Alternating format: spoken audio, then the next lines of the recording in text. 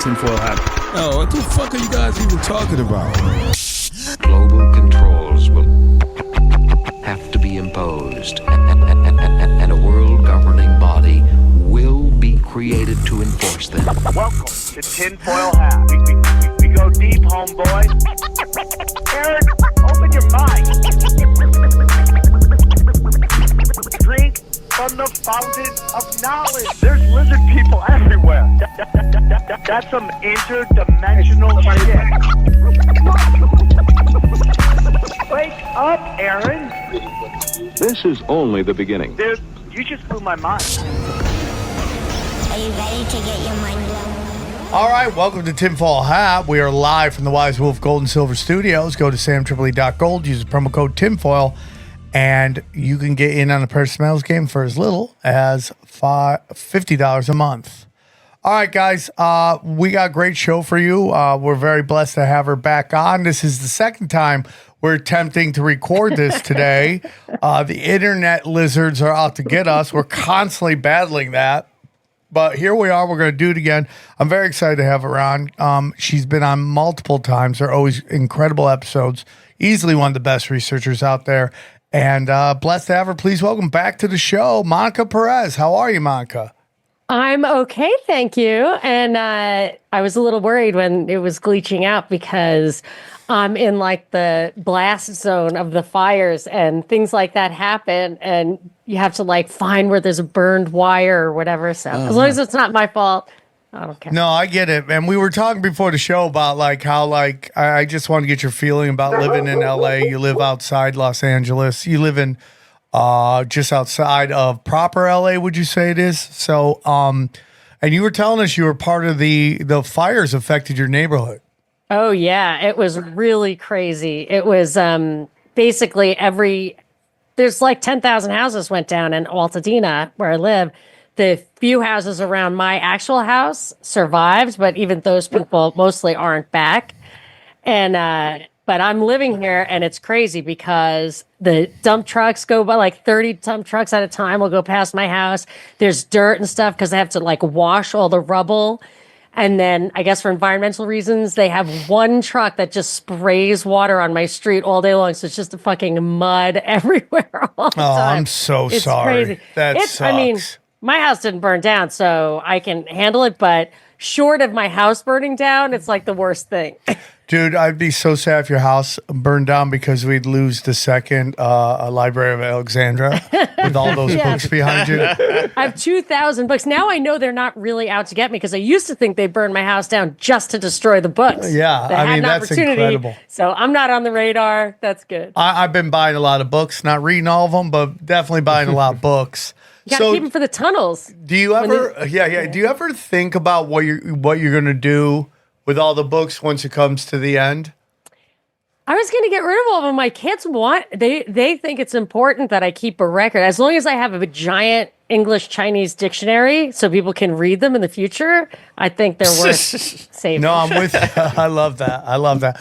Because when I was younger and I lived down the street from where we are, I lived in this apartment. We had two older people there, and and it's so crazy because they were told the woman that she didn't have a lot of time left, and I never got a chance to talk to her. I wanted to ask her about how she felt about that. I've always wanted to wonder, like, how do you feel knowing the end is near? Yeah. But there was a guy that lived there, and he lived there for decades, and he died, and his kids just took all of his shit and just threw it on the street to be thrown out. And so I'm like, okay, so you have to downsize. You have to at some point downsize and get rid of unnecessary stuff and only keep stuff that you think the kids would want. And a lot of them were books they threw out. And I'm like, so I debate whether I should just like... Well, the fires, this where I live, people, when like they're empty nesters, they move up here because the houses are a little smaller.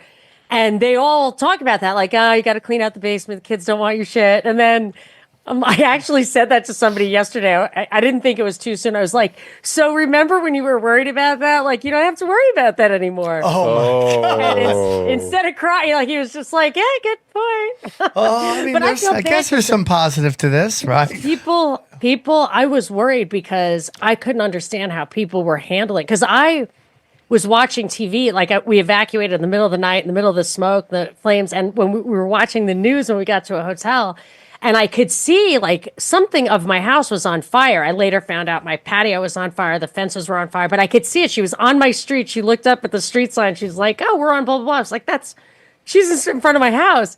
So in my mind, like I was pretty confident my house was gone. And I literally, this is so bad. I literally texted my contractor before I even went to see the rubble. I was like, hey man, I'm first.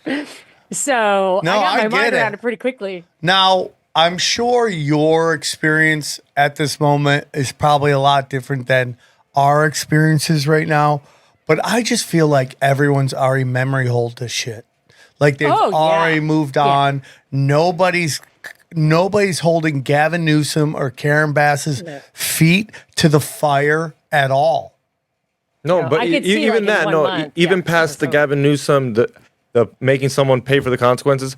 I thought LA got together. I thought we were one. At one point, I remember everybody was like, it's LA. It's all about LA. And that disappeared really fast. Everybody was donating, taking pictures while they helped out. LA came together more for Kobe Bryant dying, for a basketball player dying. No, you're than they totally did right.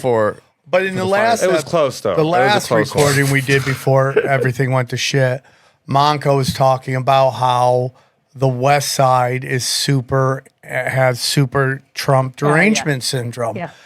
And what the LA fire has told me is that the psychosis of Trump derangement syndrome, the psychosis of hating the other side, is more powerful than real world consequences. That almost nothing will shake that foundation, and they still just conform to it.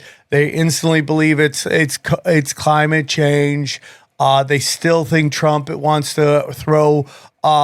They still think Trump wants to throw trans kids in jail. You brought up earlier about your special needs son coming home, talking about sending all the Africans back to Africa. Is it shocking to you? I mean, it's shocking to me. Well, he thought that that's what Trump wanted. It's funny because you were saying it's that the entertainment people or whatever. I live in the I live within the TMZ, I guess, but it's in the mountains. So it's a very kind of middle class place, and it doesn't have a lot of immigration. It's like second, third generation people. It's very racially diverse. If you watched all the coverage, you'd see it's like half of it's black. There's plenty of Hispanics, but they're all basically from here, and they don't have that like TDS thing, that Trump derangement syndrome. Like it's not really political. Nobody really cares. It's very, we're in it together. But when I do venture all the way to the West Side, sometimes it's amazing to me, and I that people are so hysterical about Trump, and I think Trump's a complete. He's an actor. Elon Musk is ushering in the technocracy. I can tell you why Doge is a scam, and I'm totally like, I think it's worse than you do because I don't have hope in Democrats, but they think I'm a Republican because I don't hate Trump in the same, I don't hate, but I don't hate him. I don't hate him viscerally for the same reasons. And that makes me like an outsider, one of them, a MAGA threat, whatever. So let's get into what you wanted to talk about. And I think this is a great launching point.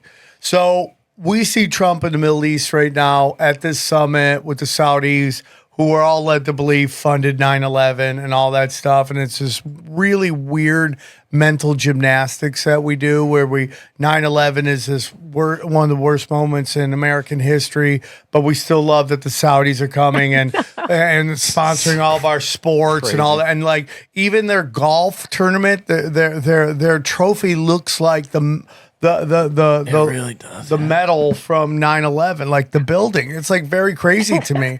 So, we get into this thing about like what Twitter's doing, what is its purpose, and my timeline, my algorithm on Twitter is all anti-Zionism right now, and I get very nervous when my timeline or my algorithm, I agree with it all the time. In particular, look at that.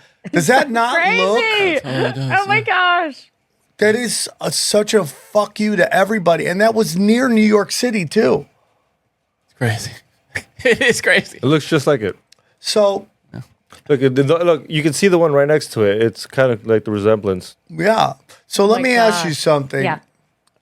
Yeah. I've always had this, this belief, and I've said to 1,000 people, and they all think I'm a crazy person, that I think Hitler's big role was to scare all the European Jews to go to Israel. Like, that was a big part because a lot of them didn't want to go to Israel. They didn't want to go. I thought that was documented. Yeah, I mean, you and I know that. Good luck saying that to the average person. Good luck doing that. Yeah, I mean, it's probably illegal to say that in some places. Germany, and pretty soon here. Yeah, I mean, they're trying. So what is your thoughts on it suddenly being everywhere all the time, this quote-unquote anti-Semitism? Yeah, there's no way it would be everywhere all the time if that isn't how the powers that be wanted it. And you can think of it in different ways. You can think of it in the same way. Maybe, I noticed there was complaints about the Holocaust fading from memory. And you've got, is it Norman Finkelstein who wrote the book, The Holocaust Industry, that has power. It has political power. And maybe you want to kind of make sure that power continues, but it could be something else. And what I was starting to think was that it just was triggered when that JFK reveal came out, which 35,000 pages or whatever, which nobody's going to get through, especially if you think somebody else is curating it. And what's being curated is strictly, hey, look, they unredacted Israeli intelligence. So my Twitter feed was just that. It was just like every single person who had the exact same thing with the black right next to the thing that didn't have the black. Yeah, and so I'm thinking, okay, now we have like a record, a list of everybody who is fixated on that. And then in the newspaper, like the same day, I saw all these articles about the law firms that Trump is going out of his way, like he was suing them. There's executive orders and stuff that, bottom line, what the law firms is, they in order to get Trump off their back, whatever, they agreed to hundreds of millions of dollars at this point of pro bono work. And every one of them that I've read includes helping to draft anti-Semitism language laws, whatever. Yeah, legislation. And then, two things that does. One is it completely redirects the pro bono work from other things, like defending civil rights, defending against the Alien Enemies Act, defending against habeas corpus. We can talk about those two things also if you want. But and it keeps them from defending against challenges to the anti-Semitism legislation because they're conflicted out. And in my mind, the anti-Semitism stuff is going to be like a euphemism, a proxy for the anti-war stuff. So a lot of these things seem to be ways of censoring in advance any objections to war. And when war comes, they always censor the objections, call people anti-American and stuff if they aren't. Well, we see that was his name, Mark Levine. Right now, he's already saying neocon means Jew. Well, I mean, Irving Kristol, I have a book here. I wrote a review of it called Neoconservatism, the Autobiography of an Idea. And it was Irving Kristol, Bill Kristol's father. He was like, I used to be a neo-Trotskyite, and then I decided to hijack the conservative movement for my purposes. So a lot of those guys were Jewish. Maybe that's, but I don't know what the real power structure is. Like a lot of people think it's the Anglo-American Empire, really the British Empire, the Jesuits. It could all come together, and so there's always that debate. Like, is Israel an outpost for the British Empire? That's what I believe. Does the tail wag the dog? Like, I don't know. And so my bottom line is always, read the Constitution, read the Bill of Rights. We don't have the authority to do it. You shouldn't be making commodities deals in other countries, trade deals. Our government is not authorized to do that. And as soon as you do that, we have all these excuses to go to war in other countries. And we just shouldn't. So you don't need to know the answer to any of those questions if you just, keep it in your pants. Like, it's yours. Let's stay here. Let's stay out of that stuff. But what Trump's doing every day, it seems to me, is making more and more of a reason for us to get into other people's business, whether we really want a hot war or just trade agreements, coercion, taking over their commodities, whatever. And then your hot war is just putting boots on the ground to defend them, but it just, to me, it's territorial, it's expansion, it's empirical. and we just need to stay out of it, no matter what the true nature of the head of the power is. So your belief is that a lot of the stuff going on both on Twitter and in the Trump administration is basically a backdoor or a hidden move to get everyone to up their defense spending. That is one of the major things. Like, so when people were talking about tariffs, my thought was that I'm not sure. People are all worried about the tariffs coming through. It's like, I'm not 100% sure we're actually going to get the tariffs. I think it's going to be used, the hysteria around it may be used to usher in a new trade organization that has real teeth, which would be the kernel of a world government. But I read J.D. Vance's speech in India, and he was saying, he was there April 22nd, I think he landed, which was the day of this like terrorist attack, by coincidence. And then the next day he does the speech where he says, hey, like, we got to do a lot of trade stuff. You should get into the F-35 program. It was like good for both of us. You make the parts, we sell the planes, yada, yada. Then that whole terrorist thing got India to launch, really significant strikes on Pakistan, lose a couple of planes. So, wow, now you have this excuse to get in there. You can have it from, there are three levels of that, really. That one is just that basic, what is Vance or Trump or whatever going to get from the defense industries? They're obviously doing their bidding. And Lindsey Graham's old prank call with the Russian pranksters about Turkey says the exact same stuff. We need the trade stuff. We need the F-35, blah, blah, blah, blah, blah. So I knew that's like a big thing. It's really a lot about the money. But then you also get the defense spending overall, and that can be a stepping stone to actual hot war if you need it. But you can go like full Baudrillard and say, even that's never going to happen. But if you have the idea of it, you can get all those things put in place. Yeah, you can get the mechanism. You can build the structure of it.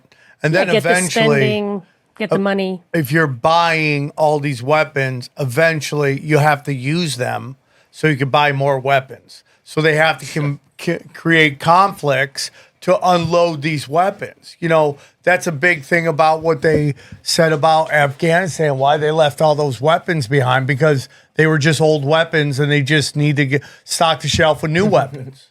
Yeah, they used to bomb the same Afghan cave like 100 times. Yeah, that they poor blow them cave. off. Yeah. Poor cave's like, what?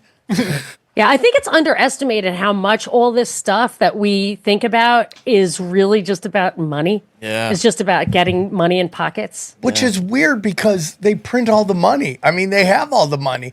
To me, it goes even deeper than that. The money does matter. I'm not saying it doesn't, but they print it all. I mean, but isn't it the bankers? And I'm starting to think there are like different like the defense industry. Absolutely. Is a different way. Like the bankers, they just want that. Yeah, the banker, like that's what I think Doge is about, freeing up money for all the interest payments that are coming. Even though the budget never goes down, that's really a total fraud. I think that I keep thinking, the more I read these details, the speeches, the deals, it seems like, so like the commodity stuff and the sovereign wealth fund is about the bankers getting bank. But the defense stuff, I think they have to have those actual deals to get the money. And then you've got human beings like Vance or Trump or the guy who runs it actually having to put it in their pockets. They don't necessarily own a bank. Yeah, I get that for sure. I do get that. So when Trump goes, there's all this talk about Netanyahu and him having a split, recognizing the Palestinian state. We take it at face value, should we celebrate these things? And two, is there any possibilities that any of this is true? Is there any possibility that Netanyahu has been used as some kind of what's it called? Boogeyman? Not boogeyman, but Scapegoat, or even what they call a patsy. In a weird way, a patsy. Like his job is to take all the, push the agenda, and then they're going, it's like goes back to what you said famously on the show. in deep of COVID when you talked about how they're going to burn Fauci, and it seems like we're in the middle of that right now where they become the fall guy. So maybe Klaus fall Schwab guys, is going down. they're all once the brand is dead, you take the arrows. Right now, there's a trial about to start somewhere in Europe that literally Bill Gates has to defend himself in court. And here we go again. And we're talking about 3 burnt brands, 3 brands that their names are dead to the average person. They see them as evil, pure scumbags. But what would happen to them? If worst case scenario, what happens to Bill? What happens to Netanyahu? Like what's going to happen? Well, Netanyahu Netanyahu's is the one different, who's I in the think. most trouble of all of them. Who is? Netanyahu? Yes. I think the Israelis would fucking string him up or at least throw him in jail. You think the average person sees Bill Gates as a bad guy right now? I think when his daughters are on doing interviews trying to explain away all of his scumbag shit, I think there is this notion that he is not a good guy. So, I mean, all I've seen is just wall to wall press for him promoting this book. Where I think what the press says and what people feel on the streets are 2 different things. It's just my tendency is to run everything by my family, and they would have and everybody in my family would have no idea other than Bill Gates. Yeah, he's that guy who spends all the money on helping Africans, right? Right. I don't know. It's like my mother. She's almost 80. I don't know if she has any clue what's going on. I mean, that's what when I her think of stuff the is average on person, a basic level. But I'm talking about people who are constantly into politics, constantly into Netanyahu's different, though. Yeah, he is from different. those guys. Absolutely. Because he was on trial. Like, he was in trouble. So it's like Trump. I think Trump is someone who is going to take, all the sins of the neocon expansion into himself, and then you can slaughter that person or whatever. But with Netanyahu, he was actually in trouble. So I figured that's why Israel has protests against this stuff. They say we're protesting because we want our hostages back, and Netanyahu shouldn't be handling it this way.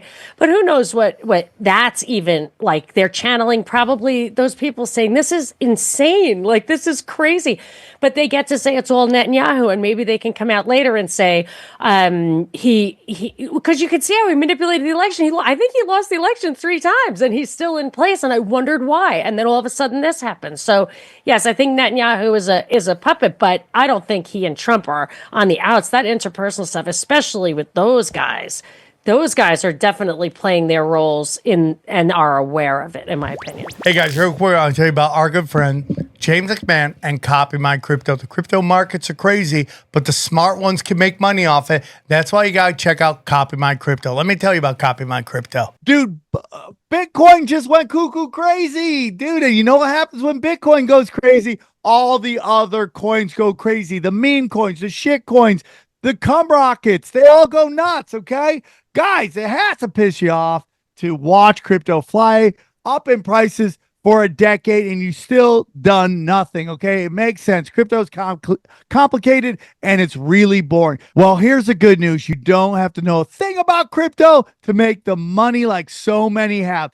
The CopyMyCrypto.com membership site shows you the exact cryptos that YouTuber James McMahon personally owns, which means you just got to copy him. It's like having a big brother who knows what he's doing. You don't need to know a thing about crypto or how to invest. You simply just copy along. So let me tell you about James. He runs the Crypto with James YouTube channel, which has over 50,000 subscribers. In the summer of 2020, he told his viewers to buy 26 cryptos. Had you put $100 into each one, it went on to be worth over $123,000. Of the 26 cryptos, his top pick, the one he singled out called Phantom, went up 692 times from when he said, okay, that one call alone retired a number of people, including guys in their 20s and 30s. Remember, this is public knowledge. You can go to YouTube and verify this yourself. So if you'd like to join the 2,800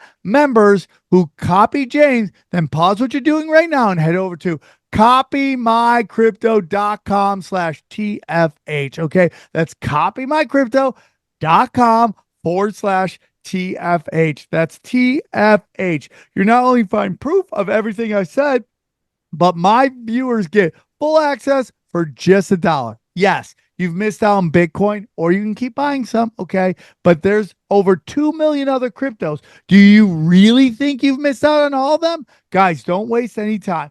Go to the site and read it, okay? Once again, that's copymycrypto.com/TFH. It ended money worries for so many, it may just do the same for you. Guys, one of the biggest problems you have as you get older is hair loss, and you don't have to worry about it anymore with our good friends at Hims. Let me tell you about Hims. Hims provides you with convenient access to a range of hair loss treatments that work all from the comfort of your couch. Hims makes treating hair loss simple with doctor-trusted options and clinically proven ingredients like finasteride and minoxidil that can regrow hair in as little as 3 to 6 months.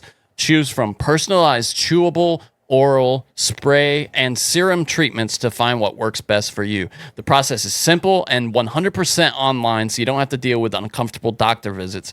You just answer a few questions, and a medical provider will determine if treatment is right for you.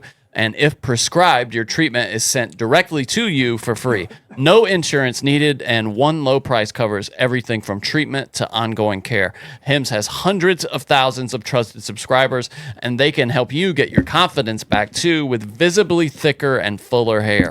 So here's what we need you to do, man. Start your free online visit today at hims.com/tinfoil hat. That's HIMS.com/tinfoil hat for your personal hair loss treatment options. hims.com/tinfoil hat. Results vary based on studies of topical and oral minoxidil and finasteride prescription products, require an online consultation with a healthcare provider who will determine if a prescription is appropriate. Restrictions apply. See website for full details and important safety information. So do we, even at face value, do we get at all excited about a president of the United States saying that, or we're being told that he is thinking about recognizing the state of Palestine? I mean, to me, once you do that, what you've actually said is it's been conquered. It's been conquered. We can call it Palestine. It's really going to be new Disneyland. And, for the people who went to like the University of Jerusalem or whatever, they get to stay and run it. And anybody who makes noise, like they're probably dead. I feel like once it's done, once it's been denatured or neutralized or whatever, you can gussy it up any way you want, and it'll be clean and shiny probably. Like they'll build it, it'll be new. Frankfurt after World War II, Seoul, Korea was like that. I was in Vietnam not too long ago, and they'll probably come out of it like their grass was growing and stuff. No, I understand what you're saying, and there is something to that. I was talking about this on a podcast the other day about, have they pushed them to the place where wherever they are, they don't really need it. So if they push them far enough to get that Ben Gurion canal in, then what do they give a shit where the Palestinians are? And then the disgruntled ones they can put in Europe or whatever to cause problems, which is another thing they like to do. Yeah, 100%. Because all that stuff, all of this destabilization is being done on purpose. And, Europe is just slowly waking up to the fact. And like what is happening in Germany is at what we think Russia does, which is lock up political opponents. And it's so crazy to me. What are your whole thoughts on what's going on in Europe? Well, it's hard for me to believe anything is organic, especially in Europe. Yeah, I mean, they've been subdued.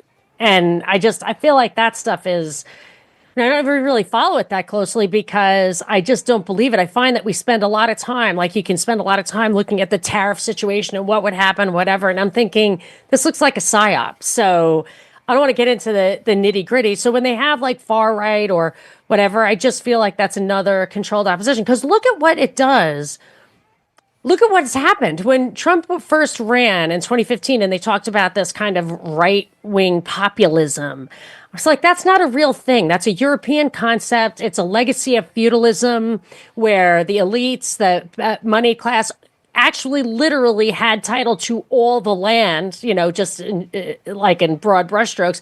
And what were you going to do after the Industrial Revolution or whatever, when people had no access, they couldn't actually get any more land? Then you had to say, hey, man, you didn't get that land in a valid way. We have to reshuffle this. And socialism like appeased that or whatever. But we didn't have that legacy. We still have land that you can get. We still have opportunity here. That was brought in from outside. And look at what it's done to us. It's made us polarized, as if we have this history of, oppression. Just who do you like? Just, a lot of antagonism on the surface, but not underneath. You have a bunch of people that, I'm sorry, people could take offense to this, that don't want to do anything to change their life, are being just manipulated by people who realize that there's a market to shit talk. Right? And it's like when I said earlier about the post I put up about right-hand privilege. Right? I mean, so that woman is in some kind of auditorium, and there are people listening to her with her that's awful. Serious? Yeah. Oh, I thought it was a bit. parody. Yeah, me too. Yeah. No, this was a real thing. Right? That's And fun. it never ends. But she realizes there's a market for her to step in. And I agree with you with the pushing of the anti-Semitism, even though I personally don't believe in any protected classes. I think you protect people if you're hiding a truth that you don't want people to discuss. And so when I get in an argument with my friend on my other show about it, like I go, for anything that you get angry that I'm saying about Jewish people, they're doing it to white people tenfold on that. I mean, like, oh my God, I can't walk on campus. Well, what about the white the white conservatives who were trying to give speeches and they got literally beat up by mobs? Nobody pressed that, and nobody started any legislation about that. Asian grandmas getting clocked. Nobody started legislation about that. So I think the law firms and the universities are both. I think there are plenty of factions within them that are using the external excuse of Trump to do what they want to do. They want to suppress that kind of speech. If they're pro-Israel in the academic circles, they want to suppress that speech, but they want the reputation of their liberal values intact. So they're just going to say, well, I'm just a pussy. I couldn't, for the good of the university, I had to capitulate, but it's really what they want. Same thing with the law firms. I think agree. they really want.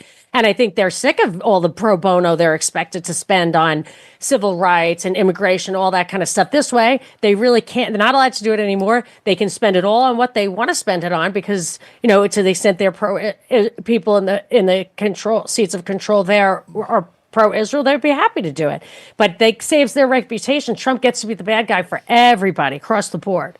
I agree with all that. It's this long con and program that's been going on with people, like especially like Jewish people, like the Holocaust and whatever happened in the Holocaust, and like there's this notion that the Holocaust is the only true thing that ever been talked about, that nothing's ever been manipulated coming out of there, and then you use that constantly to just brainwash a group of people that. And my favorite, you terrorize them. You terrorize them. That they're going to be exterminated. I mean, one of my best friends was Jewish. She died, and she used to say that all the time. Like, I don't even know if she was joking. She's like, well, she wouldn't believe in 9/11. She said, because then they'll take pressure off. They'll take the pressure off the Arabs, and they want to exterminate us. And she was just lived in fear. I mean, this was a nice upper middle class woman who had a cushy life in Denver, Colorado, and I loved her. And we had open conversations, but she really lived in fear. Yeah. What did you post on X the other day about? I clicked on it and it was this little cartoon thing that said the Jews made soap out of humans. I watched the whole thing. It was an Owen Benjamin and it was thing. Hilarious. And I was watching. I was like, dude, you couldn't post this on Twitter back then. Like if Elon back didn't, in the day, yeah. if Elon went about you couldn't it, post that literally anywhere else. But you follow someone like Laura Loomer, who she does a lot of great work in some spaces, man. And you're kind of like, okay, it's an interesting take. And then she tweets her and her Jewish friends are up at night talking about how they want to nuke all the Jews. And you're like, that is trauma. That is constant traumatization from when you're a child. And it also gets into, real quick, sorry about this. This kind of fits into this whole P. Diddy, like his whole defense. Do you know what his whole defense is? His whole defense is y'all jealous of me. That's literally his defense. Y'all jealous. And like the last time I saw that was Carlos Mencia, and Carlos Mencia was like, oh, everyone thinks I'm stealing jokes because they're jealous of me. You have no defense when your defense is everyone's jealous of me. P. Diddy is dead in the water. Whether he gets convicted or not, I don't know, because we don't know what shenanigans are going to happen. Yeah. But that's your defense. That is literally what adults tell young people in the Jewish community. People hate you because you're successful. It's like, no, it's like there's probably a lot of propaganda involved. I'm not going to say they're totally wrong, but it's like if you can call out, again, I say this all the time, if you can call out Islamic jihadists, Catholic pedophiles, Christian nationalists, you should be able to talk about Talmud Zionists. It's not picking on, it's equality right there. You know, and it's- you know who else too? I noticed that with that Dave guy from Barstools. Yeah. They just said fucking yeah. How is he? He's an asshole, and someone did it to him, and for once he has to go after his intern. Yeah. Fires him, lets Yeah. him go. I'm just like, it's like cancel culture. What What did happened you to your want to say, cancel culture? Monica? This, I can't remember that. I could not identify the quote, but there's a great little volume called "The Law" by Bastiat. And it was kind of, I think it was around the time of the French Revolution. He knew he was terminally ill. He was young. I think he had tuberculosis or something. So he could write whatever he wanted. And he wrote, just be careful when you're a revolutionary, that your goal isn't just to turn the tables. So I see the stuff when you tap into the terrible history of African slavery, and I'm sure American Indian slavery too is part of it, although nobody ever talks about that. That you get them, and the same thing with terrorizing Jewish people or any ethnic group. What you really want is justice, true justice, the idea agree. of social justice. So support the Bill of Rights. Really go to the mat. That was my first indication that Trump was not going to deliver on the hopes of conservatives, because when Obama was in office, people would always join me in being absolutely like, I don't need to know if it's a conspiracy or not. I don't need to know if it's a false flag. Are they asking you to violate the Bill of Rights using this event? If so, don't ignore that event and defend the Bill of Rights. And this is all a way of using the one thing that was probably the one thing that was a negotiated position that protected us from government, and that was the Bill of Rights. And they get the actual individuals in the minority group to not defend that, to want to turn the tables, and then you're just going to have more of the same problems. I completely agree. And this gets into some, again, Dana's like, yeah, my family wants to know about your podcast. I'm like, don't let them know about my podcast. Do not let them know about my podcast. Don't let them listen my to husband it. does that too. I'm like, don't tell anybody I have a podcast. Yeah, don't show her how to listen. Don't show her any of that stuff, because this is such a nuanced conversation. There's just, they're going to hear buzzwords and I'm going to be excommunicated. People don't realize that I'm arguing, the position of like love and justice. Like, it's you're right. The buzzwords make people like, what? Because if you study what's going on, what they don't realize in demanding special treatment is what you're basically hurling us towards is martial law. And it's okay when it's your people being protected, but you don't understand it. Once you create that act of being able to go after people that you don't like for things they do that you don't like, they will use that against you. It will come back around. Israelis. In Israel, you can have these conversations because there are people who have different viewpoints, and you're not hearing from them publicly. But there's a weird thing in the control-alt media world where there's pressure to be as bombastic as possible in having this conversation. There's pressure. So, I mean, what do you think about that?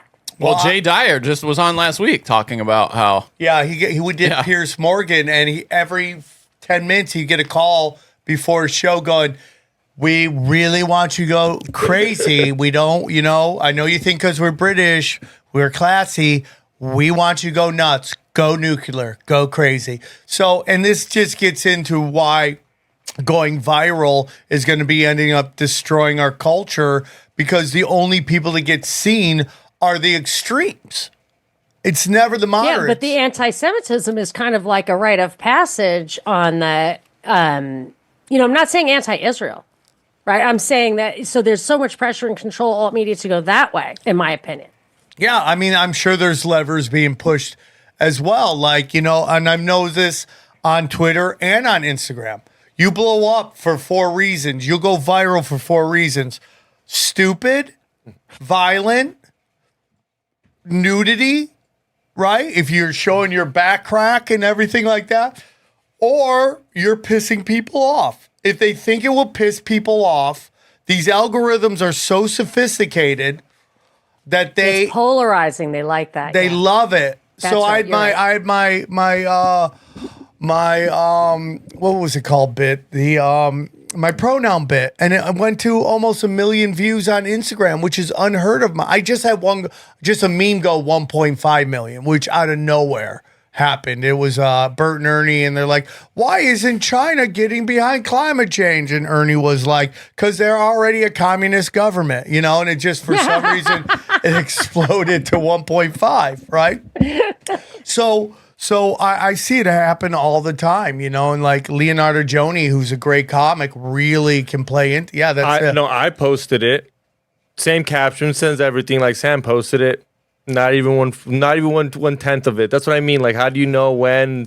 Because these algorithms are so sophisticated. Like on my I know you guys think I'm crazy, but I study this shit. On my Instagram, the algorithm is so sophisticated, it could tell when it's a video clip, and it just shoots it down. A meme, it doesn't have any problems with, but video clips, it just buries it. And even Johnny and you guys say that the terms are the wording on there is weird. Maybe, I don't know, but I've just seen 10 times worse on Instagram get millions of views. And it's just like, what are you pushing? It's in, so you go, Sam, but that's not, well, there's no nudity in it, but it is dirty talk. But it's like, do they want my shit to blow up? But the whole point is like, going back to what you're saying, is like, it's like, just, again, I've said this before, and I feel like you're even more into this camp than I am. And I say that out of respect, is that like, you're right kind of down the middle. Like you don't think either side is the good guy and bad guy. And it's maybe issue to issue where you decide if you might lean one way or the other. Am I wrong on that? Because I think like to really blow up on social media, you have to either be far right or far left. Oh yeah. I think the reason that I would never get any, be promoted in any way, my shit's like, I'm a completely shadow banned. Like you'll never see me in your feed. I put it up there. It's kind of like me taking notes, show notes. I'll throw up. Like, this is my thought on this article. That's how I post stuff, basically. But because I'm rational, because what I say makes sense. Like, I'm just telling you my authentic, rational opinion. And I try to come from a place of justice, of libertarian, sense of rights. I like the Bill of Rights. I like the 10 Commandments. I understand the difference. And I think it resonates with people. And I'm pretty skeptical about the validity of the news, because I think a lot of times the things that are in the news are meant to waste our time. So we get stuck in that 24-hour news cycle instead of saying, hey, like, the details of this thing does not matter. Just make sure that you're the process is also important. Like, make sure you're sticking not only to our rules, but also make sure people have their day in court. That's why I didn't like the Bill Cosby thing. Like, I don't care. He just did not really have his day in court. A lot of his rights were suspended, and you have to pay attention to that stuff. And this is the message they do not want out. That's why they replaced Ron Paul with Trump. Yeah, I agree. And we've been saying it here forever. Again, their whole thing, they want martial law. So what they do is, with the left, they give you January 6ers, and the left was totally fine with just annihilating these people. And now we have it with the MS-13 people, with the right, and the pro-Palestinian people. And, that clip you cut for me, which was great. I mean, I'm just choppy in my delivery in it, but it's I like the clip a lot. But, it's like, the whole thing with these pro-Palestinian people, they're like, oh, you can't come to this country and criticize it. You're not allowed. But yet Jordan Peterson and his daughter, that's exactly what they're doing. On every clip that they're doing, they're questioning the freedom of speech. They're questioning the way this country operates. And they literally ran from Canada, where the dad had to go through sensitivity training on the internet, and they locked up all the truckers' bank accounts. But yet nobody's calling for the Petersons to be sent out of the country. Nobody. And they don't understand the hypocrisy of that. Like, literally, they've gotten both sides to be okay with people that they don't like having their rights being thrown out. Well, I think the immigration stuff, I think there was something in Florida I heard this morning. They're standing outside a nursing home trying to bust the fucking orderlies. You know what I mean? Like the nurses' aides for being illegal immigrants. Like, okay, who's going to do that job? Like, how expensive those places are anyway. But so they're taking this immigration and the low level, the illegal immigration that would actually helps us take care of our kids and our houses and stuff. And they promote the high level. We want the people who are, well educated, who is going to compete with your kids to get into college and to get jobs. That's a great point. And drive, yeah, but they're taking the immigration stuff, this Alien Enemies Act, the writ of habeas corpus, all of these things that even Real ID, using immigration as an excuse. But once those things are dusted off or put in place, then they can be used to suppress war, the anti-war sentiment. Yeah, I really do agree with that. And it is about martial law. I mean, you just had that Steve Miller, is that his name? Yeah. The bald guy who always looks like he has a butt plug in his ass every time he's talking. He's like, can I hold it in? Can I hold it in? And, he's talking about suspending habeas corpus. I know. And I'm like, what? How is anybody saying this out loud into microphones? What are you, Abraham Lincoln, one of the country's greatest heroes? Yeah. Aberdoff Lincoln. Well, Aberdoff Lincoln. That is very funny. I'm with you on that, but this is what it's all about, man. Black bagging motherfuckers. And you can just look to Abraham Lincoln for an example of how this idea of people being deported can turn on citizens. Because there was this guy who was a former congressman. His name was Vallandigham, I think. And he was a political rival. He did a few speeches speaking out against the war. And Lincoln had him arrested, took him to the lines, and forced out of the country. He's like, you want to talk against the Union? Go to the Confederacy. And kicked him out. This was a guy who was in Congress. Happen. Yeah, I do too. Yeah, I've been saying that for a while now. Once they decide that people, let's say, who maybe did a protest at the Capitol are non-citizens and have lost their rights because they're insurrectionists, then they just become no different than these people. And besides, so many people were born not in this country anyway. So yeah, true. No, I agree, man. That is it's all psychological programming. Like the governor's kidnapping in Michigan, January 6th is like their desperate ploy to get people okay with calling their fellow citizens domestic terrorists. Because once you're labeled a terrorist, all your constitutional rights go away. And it's coming from the right. That's the problem, is that they used to defend the Bill of Rights. When Obama was in office, I'm telling you, we had the Ron Paul thing was surging, and people really, they were burning dollar bills and were actually reading the Constitution, not just carrying it around. And now that who's left to defend? Guys, listen, Daddy loves to sleep, right? And we should all, because we spend a third of our life sleeping. So that's why we love our sponsors, Helix. Go to helixsleeps.com and get in on the best mattress you will ever sleep on, okay? It's real simple, real fun, okay? You know me. The bed I sleep on, the Midnight Lux, okay? There's nothing better there.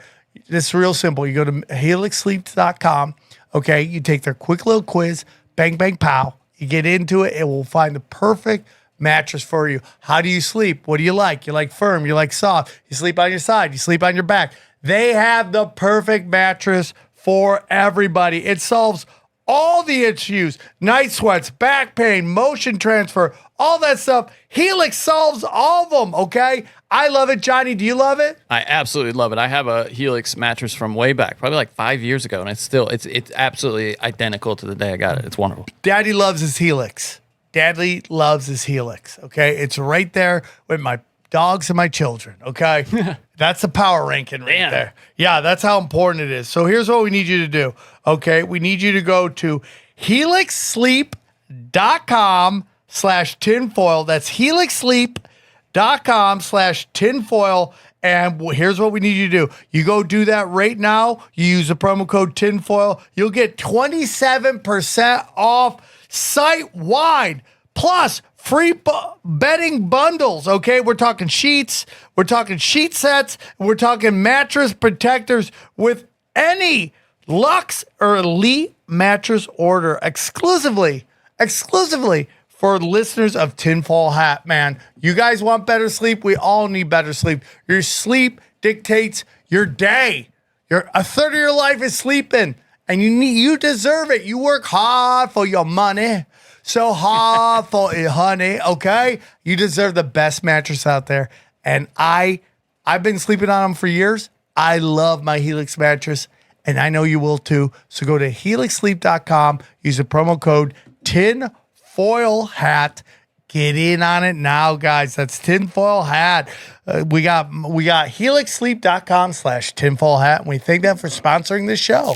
They even changed the structure of the Republican Party to burn out all of the Paulites. I mean, it was I was there in 2012 and 2008 working in that campaign.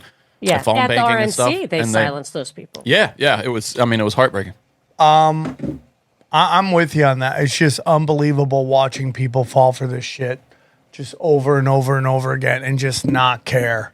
And So what do you think? Do you think there's a chance another little war era device I noticed was the psychedelics? Do you think there's a chance that like the 60s? So I think it's pretty well documented that the Grateful Dead, the psychedelic stuff was certainly pushed by the government secretly. And I assume it was to keep that whole entire baby boomers, to not be political, to not be astute, to not understand, to not care, to not be effective. And I wonder if they're bringing psychedelics back for that reason. Interesting. Yeah, we've talked about this on the show where, like, if you look at like the Charles Manson stuff, Ashbury was a giant open air laboratory for them to test the effects of amphetamines and LSD. And then you got everyone now in Silicon Valley microdosing on Adderall. Well, Sam, I'm curious what you think about that, though. Now, Adderall's a different beast, but we know many people who say that their moment of awakening was through hallucinogens. I'm one of those people. So, how do we square that with this idea that it's pacifying the masses? Well, I also think that if you jump in and out, it's one thing, but if you're constantly in an altered state of so the whole dropout idea is the THC vaping and now the mushroom chocolate bars, like you don't have that aha moment every time. Yeah, because you're always there.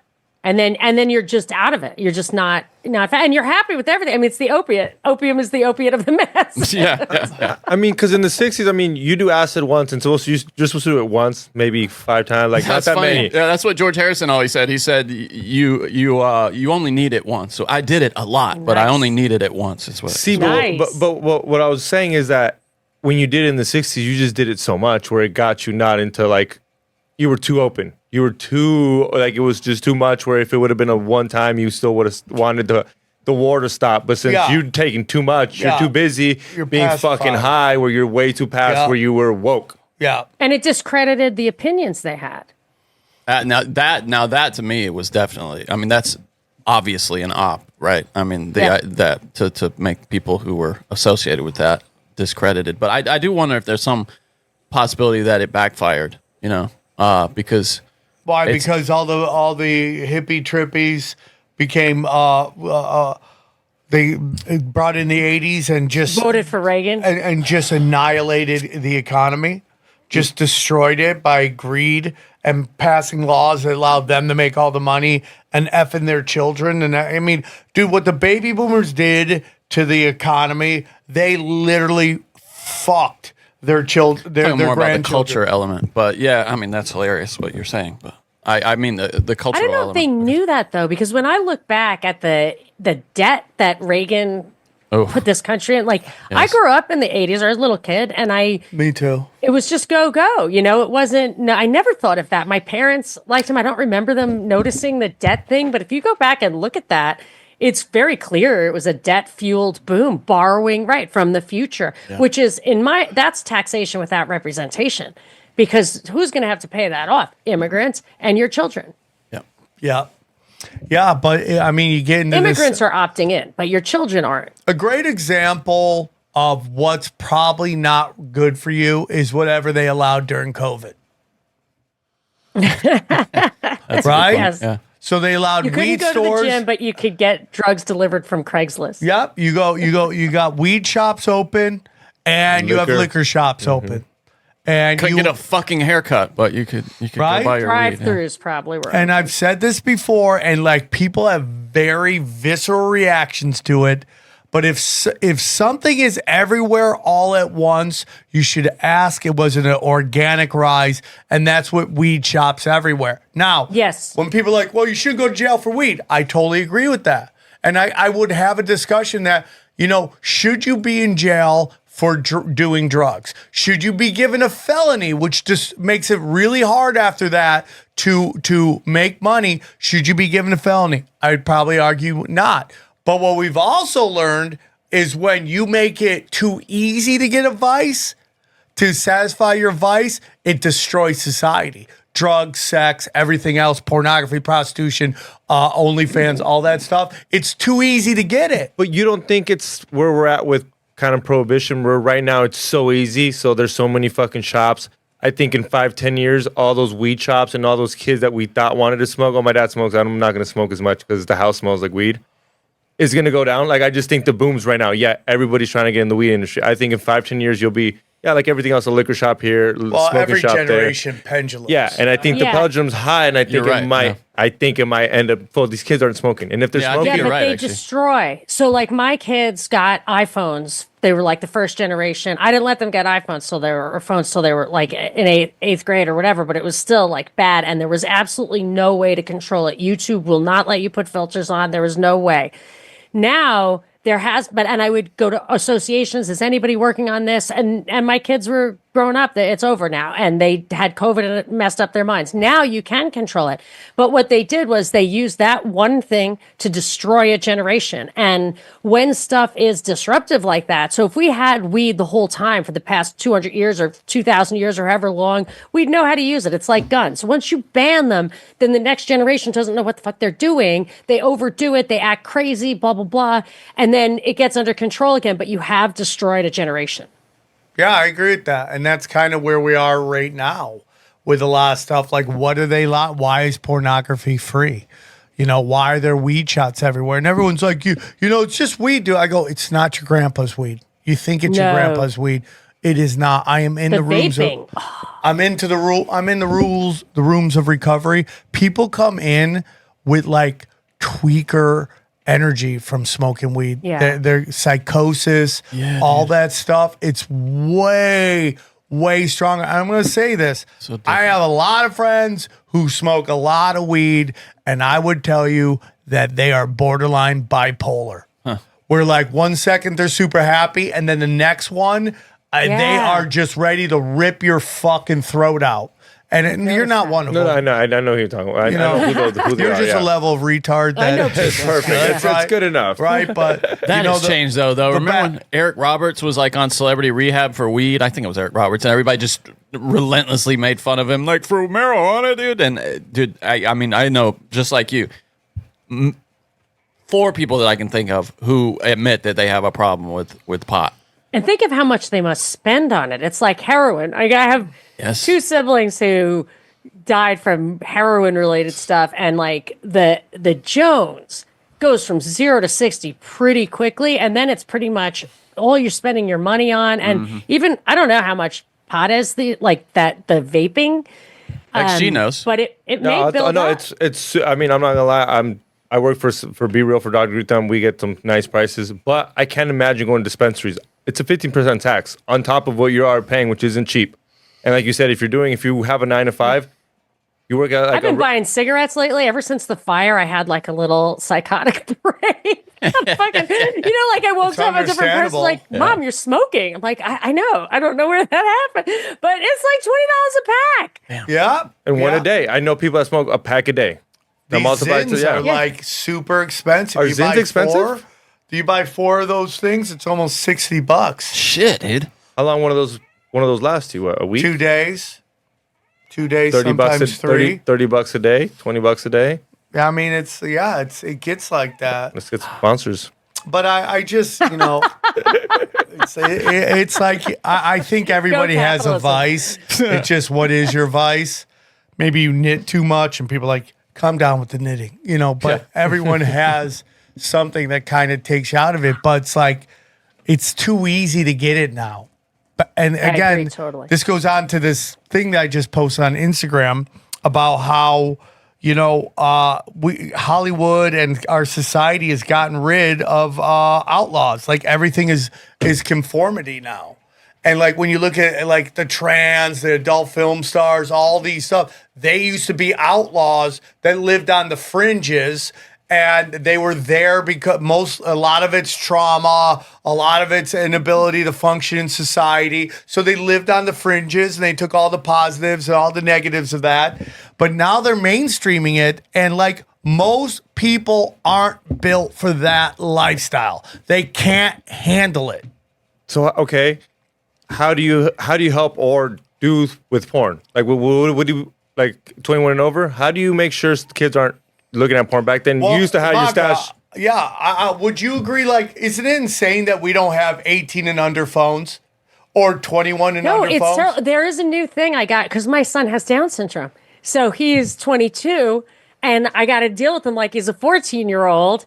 And I found this phone called the Pinwheel that you can actually control. But I've been actively looking for that for 8 years, and it only just happened. And then, the cat's out of the bag. But the stuff with porn, I mean, that's when I start questioning my libertarian roots, because I feel like the libertarianism was, ostensibly created maybe by the same guys who did the neoconservatism and stuff, like where the underlying purpose was to exploit their, you don't want minimum wage, which I absolutely don't. It's economically ridiculous.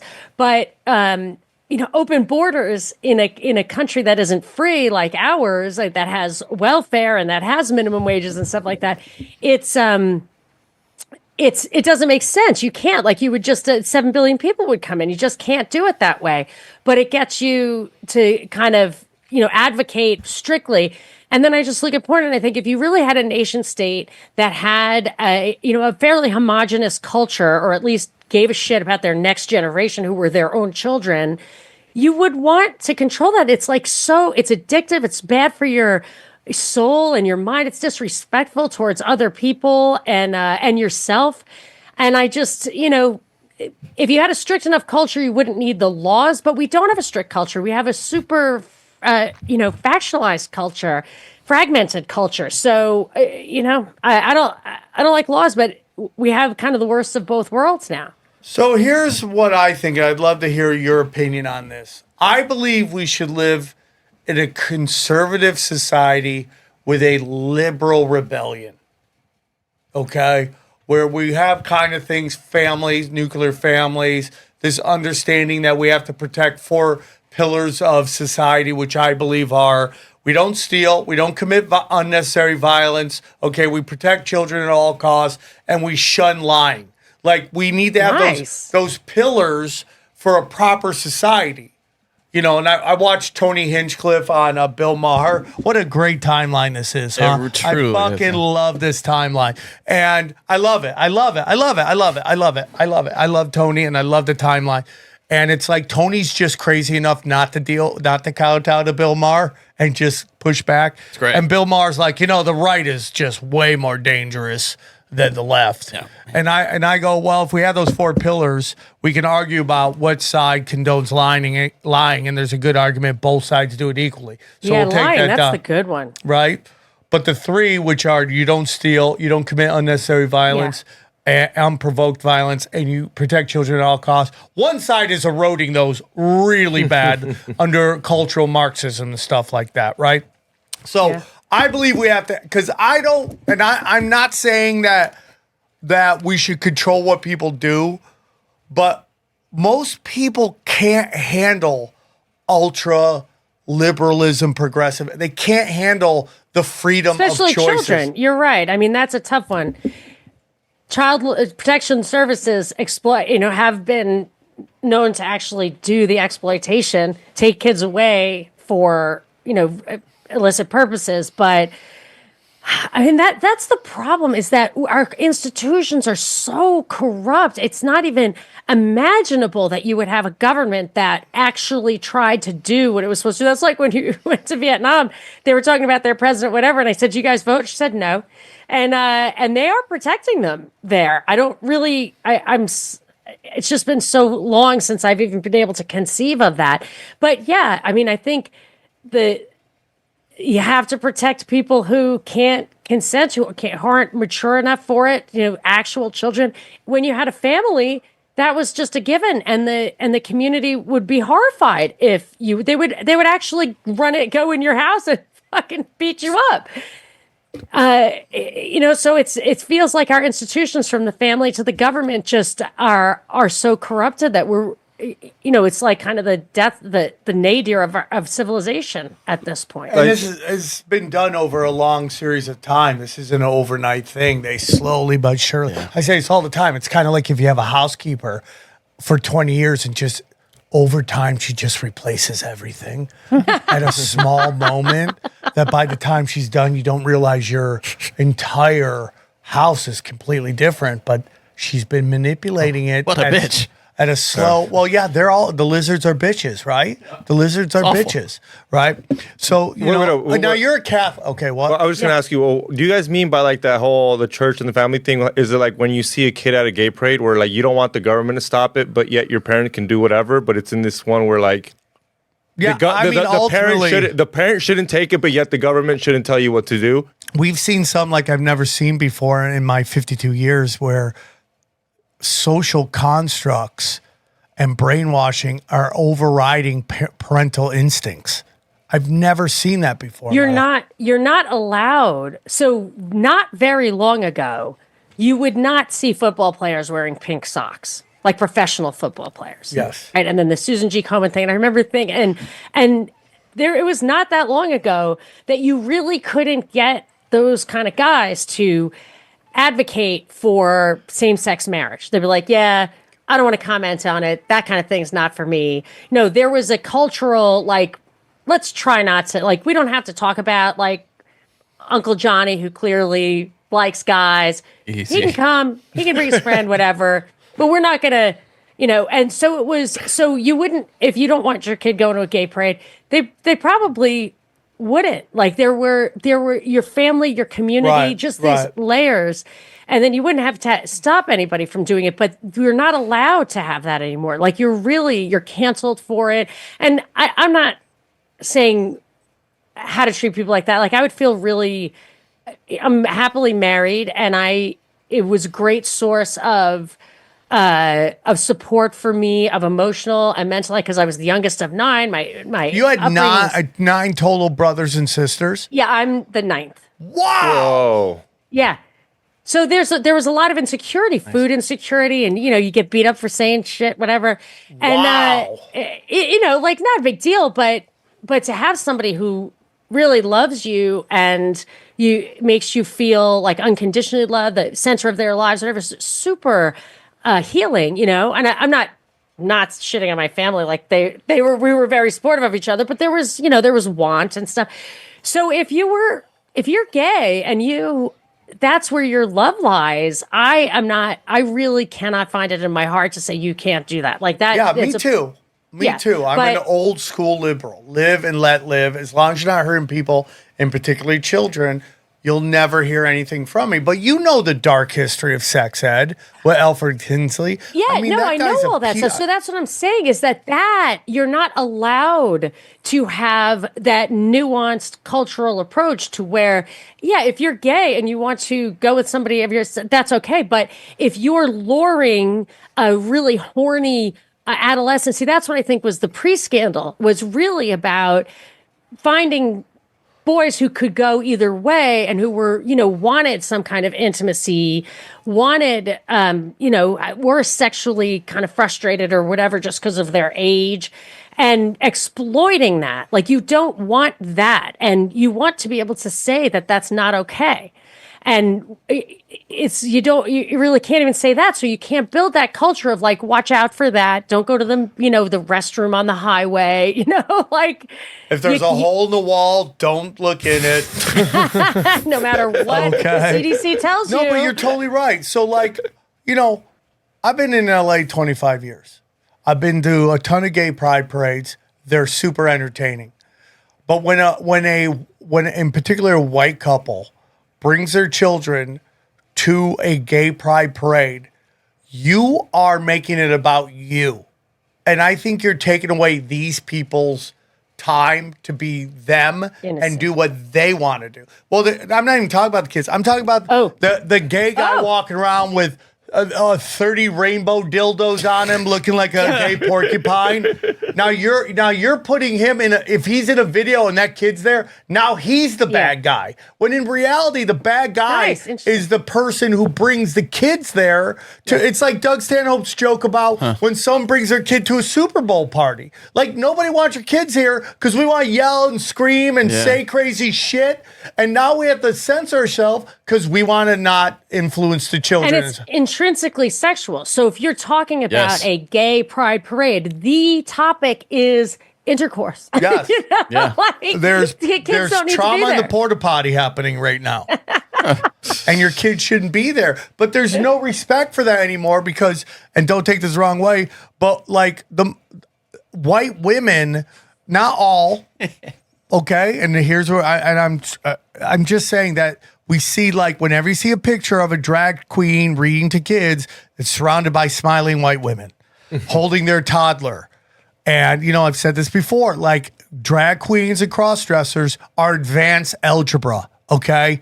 Your kid needs ABCs and 1, 2, 3s. We don't need to be doing X to the 2 and having this fucking 5-year-old try to figure out this math equation. They did that in high school. They would get roasted by the kids there. Be like, what are you wearing? Yeah. Well, the kids, we're seeing us pendulum swing the other way. Christian white women are shamed, right? So they have to, like, let's just put it this way. In LA, if you have no box to check, you're kind of shamed. You feel bad about it. Yes, you have to be an ally, or you have to be a lesbian attracted to men, or whatever it is. You have to have something. I know this comic out there, I'm not going to say their name, but their career was going okay. And then suddenly they say, I'm gay, and they exploded.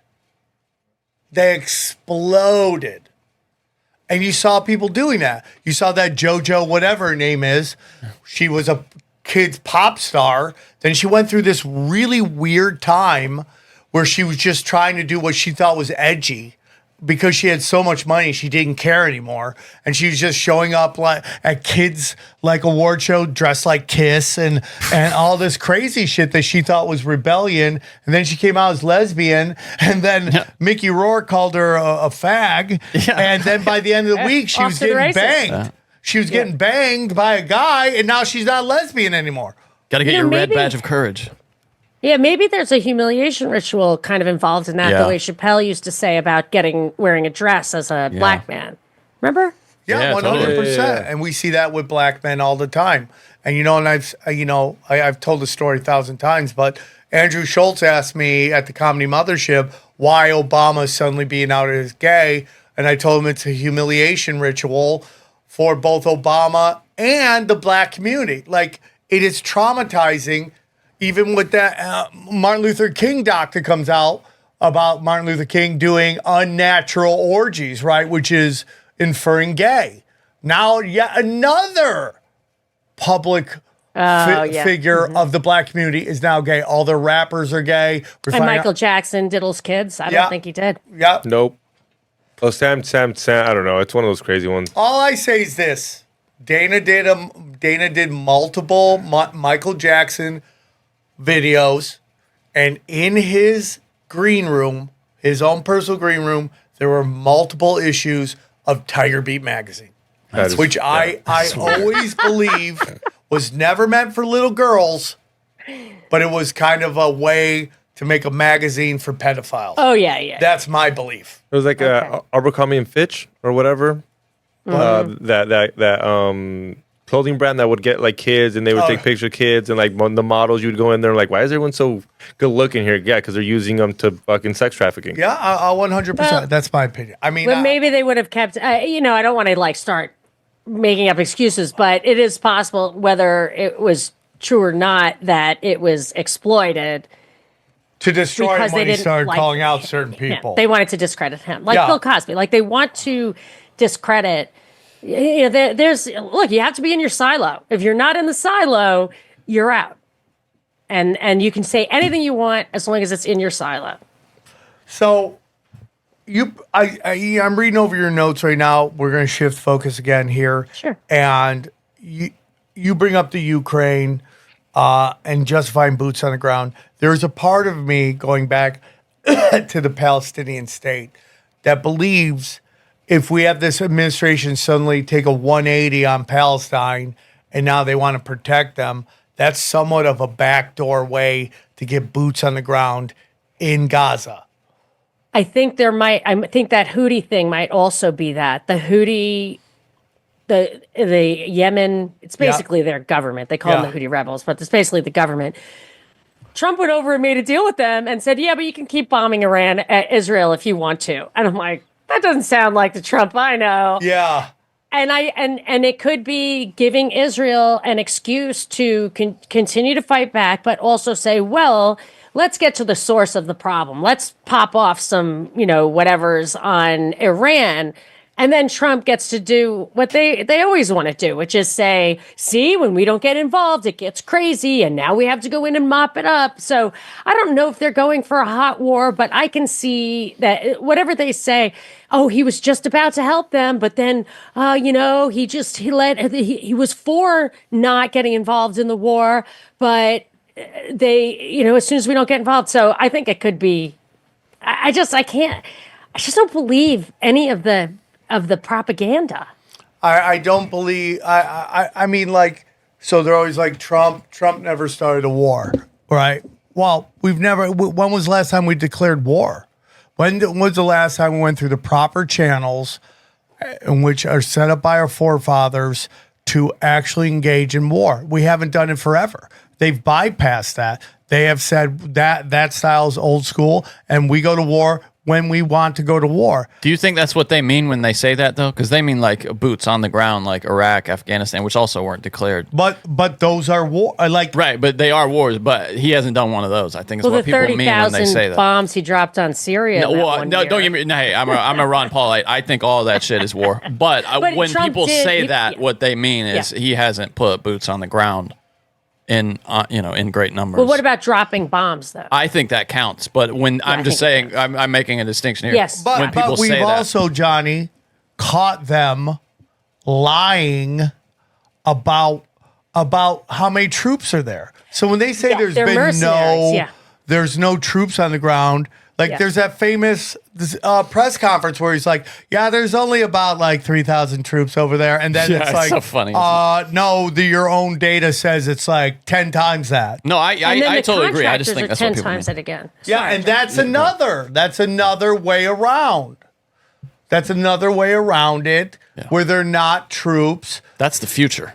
If you ask me. Well, not right. And so are drones and stuff.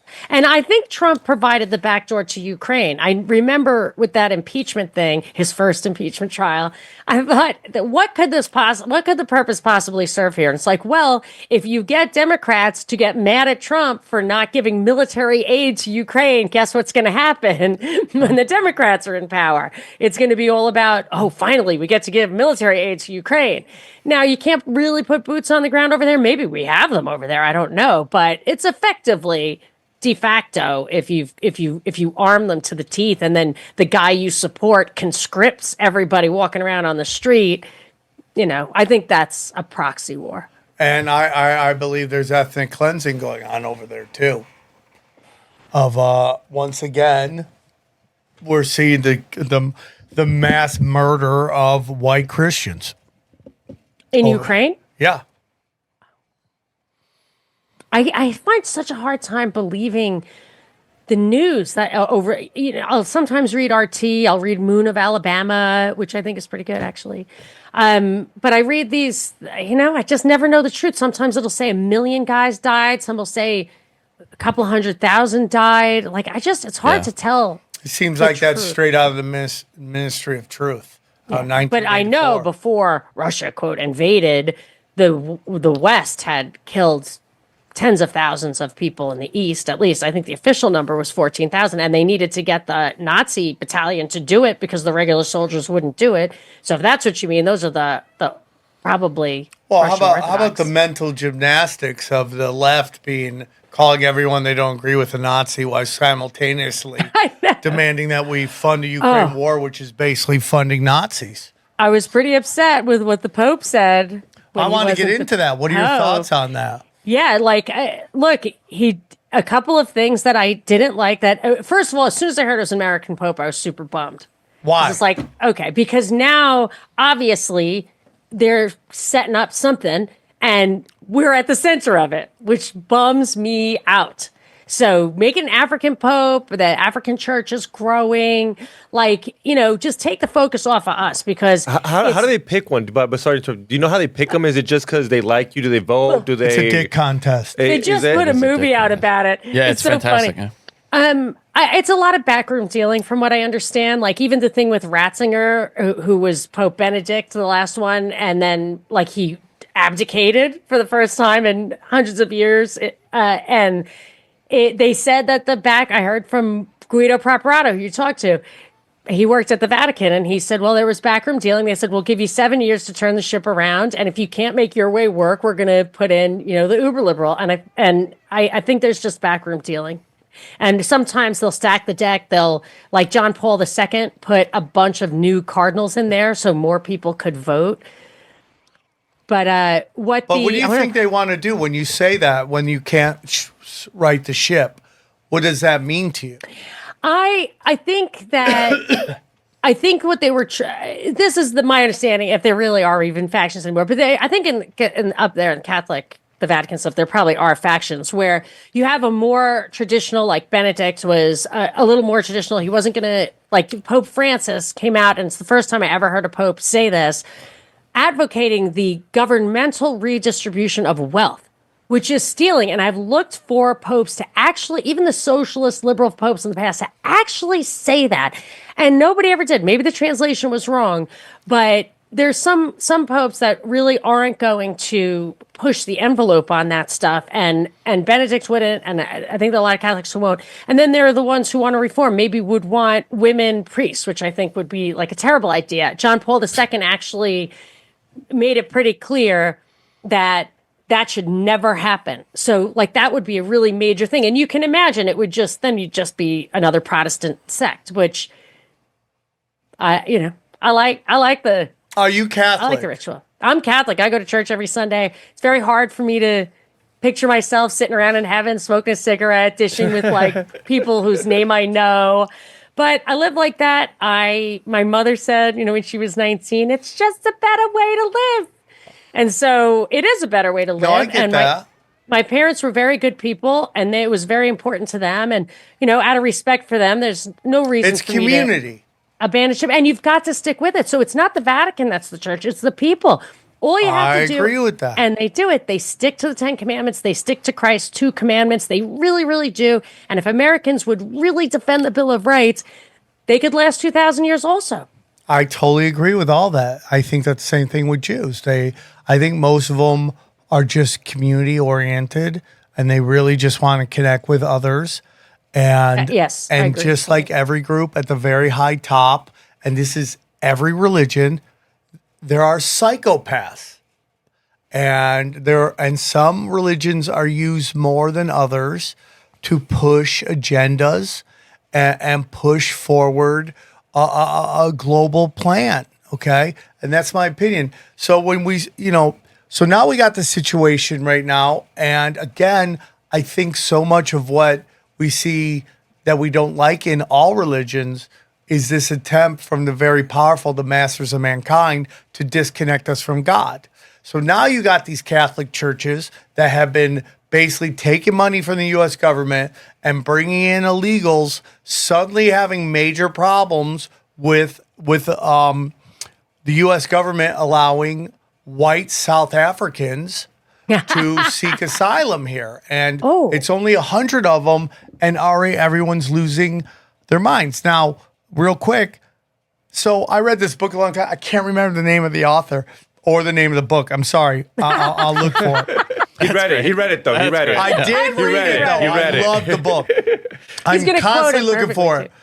But they basically said the whole reason that both Stalin got in a lot of trouble with the rest of the world and a big reason why South Africa got in trouble with the rest of the world wasn't apartheid, but was the fact that they didn't want to take the international bankers' money.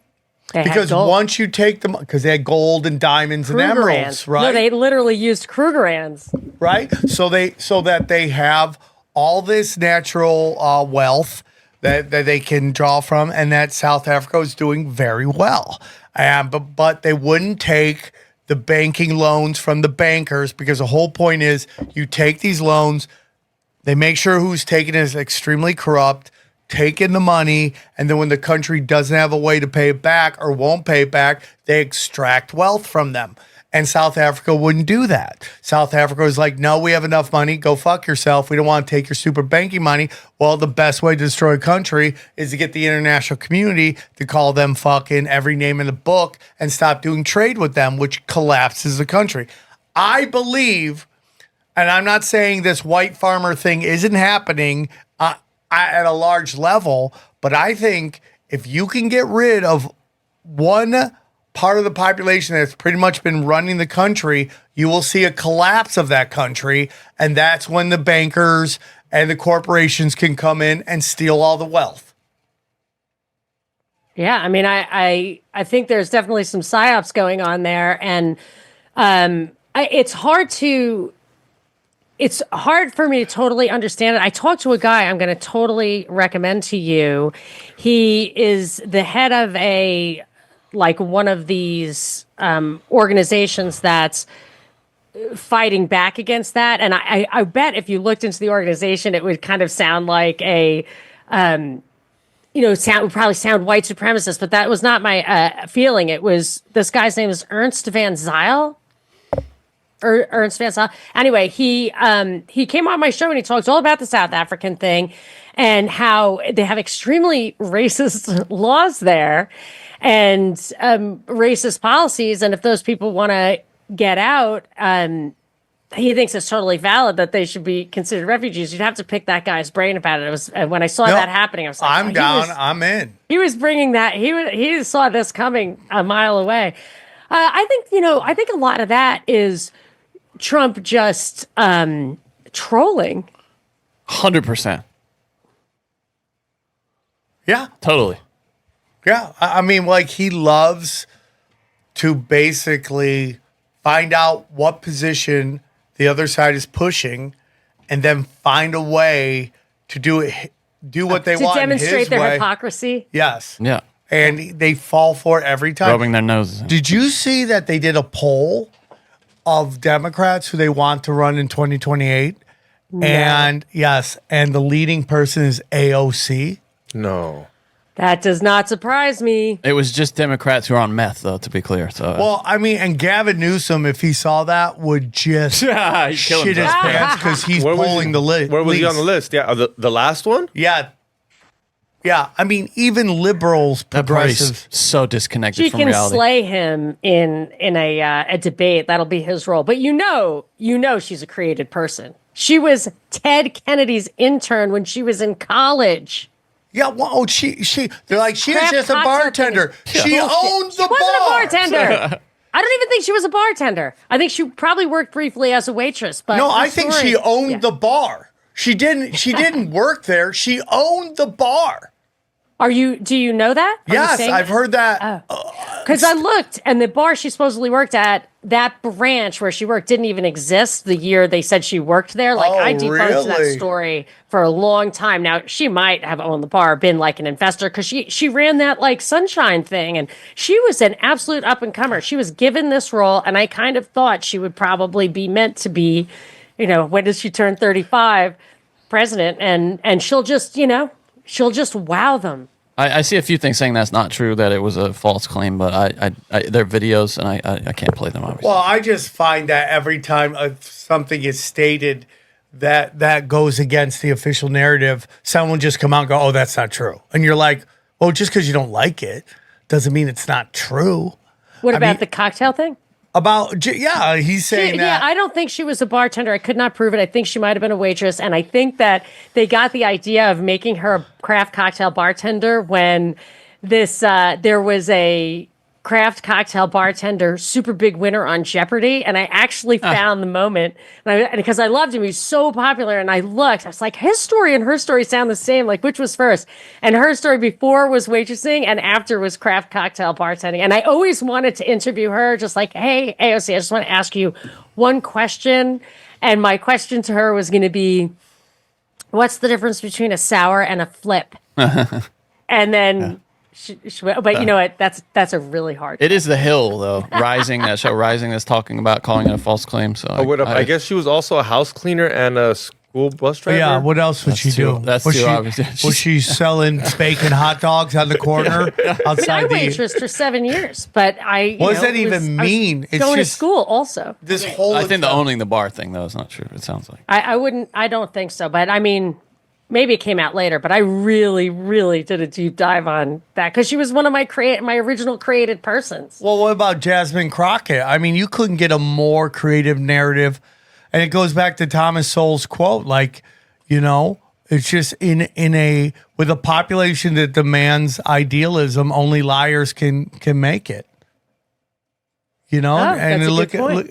Look, and I feel like it didn't work when they went after RFK about this weird phone sex that never was ever put out, because I would love to hear the phone sex they were having, because it would be the most hilarious, horrific thing I've ever heard in my life. RFK? Yeah, where you're like, Yeah, I mean, they're just You'd doing watch that that? because nothing could be grosser than to, if you're going to isolate one feature of that guy, it would not be his voice. Right, but Totally. But if you can take a guy, because the left loves sexual deviance, except for when it comes to the other side, and then it's like what they do with trans. Like, you remember when the Young Turks, that fat fuck, was like, we know Joe Rogan's with trans. We know it.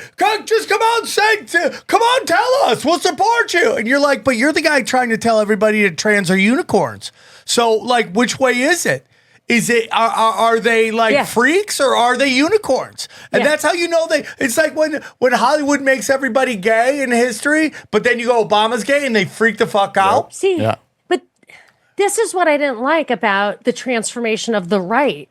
Back in the day, you could say that about the left and it was true, but you really couldn't say that about the right. Like Ron Paul supporters, it was solid. You could answer any question 100% against the Bill of Rights, economic principles, right and wrong, thou shalt not kill, non-aggression, all of that.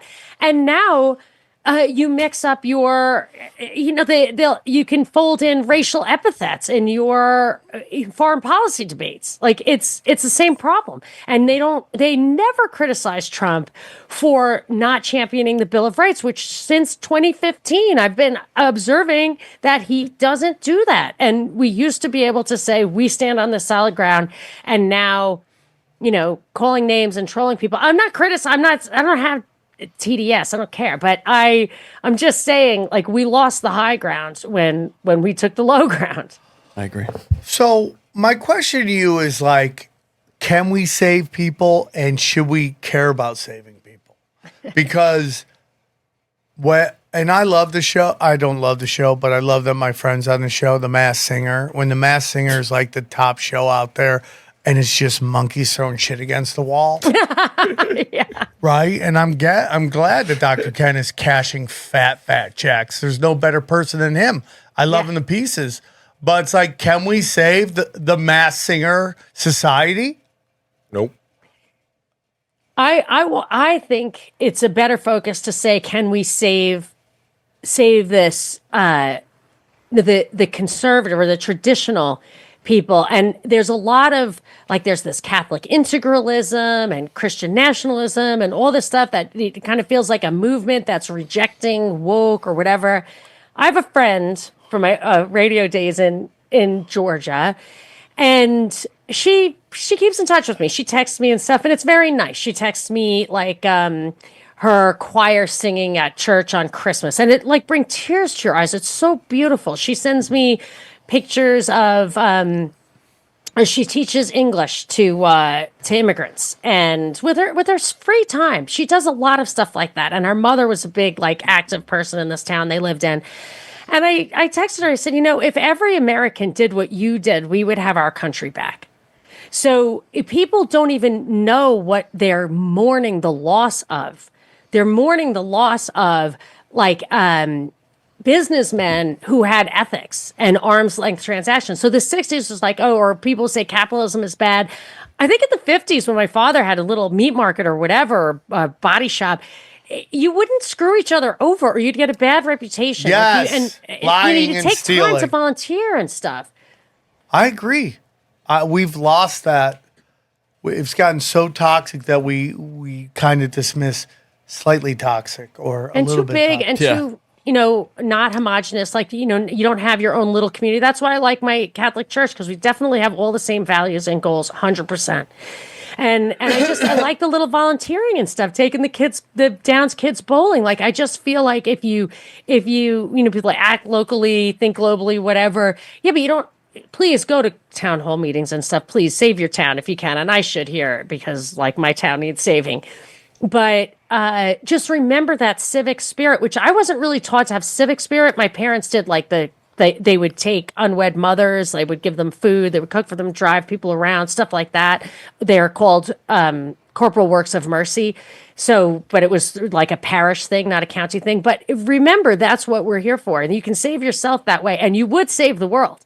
But you can save yourself anyway, because not only if you think that there's an afterlife, will you foster that, but in this life, you wouldn't believe how much nicer it is, like how great I feel when I come home from this complete lunacy at the bowling alley. But it's just, I want to volunteer for that. You get, once the little Downs thing runs through your like comedic I can't come veins. even when it hasn't. Oh yeah, you can. Just don't hit on any of them. No, I won't unless it's super hot. Unless It's not super far hot. from where you live. Yeah. Like it's 1 hour a Sunday, Sunday a month for 1 hour. I'll do it. I am down. It's super fun. Bowling is so fun. I didn't even know. Well, I come from bowlers. Oh yeah, oh my gosh, you would beat everyone. My brother could bowl 300s with both hands. Oh wow. Both Wow, hands. see, no Bang, right hand privilege bang, for that bang. guy. Yeah. He There was you go. rock and bowl Jesus where we came from. That was his whole thing. And yeah, I mean, Wow. it's an interesting time. Like, I don't know why I have a lot of hope, but I just do. I don't think I ever want to go the other way, because I just feel like that just traps you in a death spiral, that everything is just bullshit. But what you talk about right here is working with the kids, taking them bowling. That to me is abundance. And that is like being selfless. I work with people who are in recovery, and I always tell them, do 3 things a day for people without expecting anything back, and it will change your life. It will change your life. That's even holding the door open for someone, just walking through, complimenting on their looks, handing out money to the homeless. Like, just do it and don't expect them to do anything back from you. It will change your life. I think that is with money. When I have to pay out people, I give more money than I'm supposed to, because I think that is the spiritual part of money. Money has been demonized, and I give out more because I think that's how you can get, the universe rewards you for that, getting it back. Is that why you do it? What? Because you're That's gonna getting get more something back. No, but I do it because I think that's how you help the people around you. That's why I think Joe Rogan is where Joe Rogan is because, and I know some people have certain views, but I think Joe Rogan has helped so many people around him. The tree of Rogan is littered with millionaires that he picked out, that he just helped. I mean, and then you compare him to his quote unquote rivals, and they've all been they're all just shattered because they didn't help anybody. They didn't give it away. They kept it to themselves. Like I was telling people last night at the show, it's like, narcissists can use manifestation. Just the problem is they always lose it because they don't realize they got to give it away to somebody else. Jamie Foxx used to tell about pulling people up. Like you got to pull people up. It's human nature, that giving, and also prayer. I was noticing that. Like I love prayer. Who's at the other end of it, but like pretty much everyone's done it since the beginning of time. Like there's something to it, and there is something to that giving, that sharing, and I think maybe it lies in like a lizard insurance policy. Like I don't know if I'm gonna, like, a tree's gonna fall on my head and someone's gonna need to help me or what. Like I don't know what it is. But it is in human nature. And when you deny it, I think you do kind of get bitter and yucky. And I think that's the biggest problem with the welfare state, is that it has diverted us from taking the wealth, the technology, the progress, and driving it into a cultural kind of socialism, cultural, where you have giving and you have a sense of responsibility when you take, and all of that stuff that would have been healthy and joyful and lift us all out, because there's enough money now, there's enough wealth now for that. And instead it was diverted. And that's kind of not just about sucking money into up to the top, but I do think that that's an evil direction. What do you think about my theory is that we've been sold that Wall Street is the economy. So when Wall Street goes down, everyone's like, the economy's in shambles. You're like, well, these are guys, like the whole thing about, I'd love to know your take on free trade. Like in the 80s, I know we talked about, like, or at least I was talking about how there kind of came this kind of change in the way we looked at it, and greed is good. But there was a time before free trade, and we talk about the 80s. What does everybody talk about? How much everybody had money and everyone was doing great. And now you have these people who are wholeheartedly believe that if you produce stuff here, it will be so beyond expensive that no one will be able to afford it. And I go, well, if they create a product that is too expensive for people to afford, they'll never sell their product.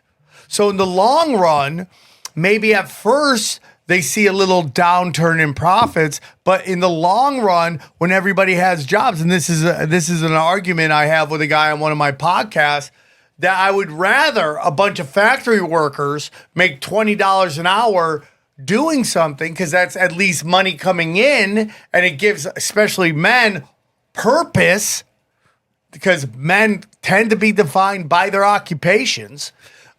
Gives them purpose in that they're supporting their family, that is at least some money being put back into the economy versus sending everything to Vietnam and Nike's making these sneakers for $1 and selling them to us for $400. Instead of that, they make the dollar here, they make the shoe here, it costs them $20, and they're still selling the shoe for $400. So instead of making $399, they're making $380. Yeah, but Nike's not going to sell that shoe for $400 now. Well, they're going to sell it for $800. You say that all the time. That is literally the argument, and the argument is then no one will buy your shoe for $800. Yeah, some idiots will, but they're not going to buy your shoe for $800.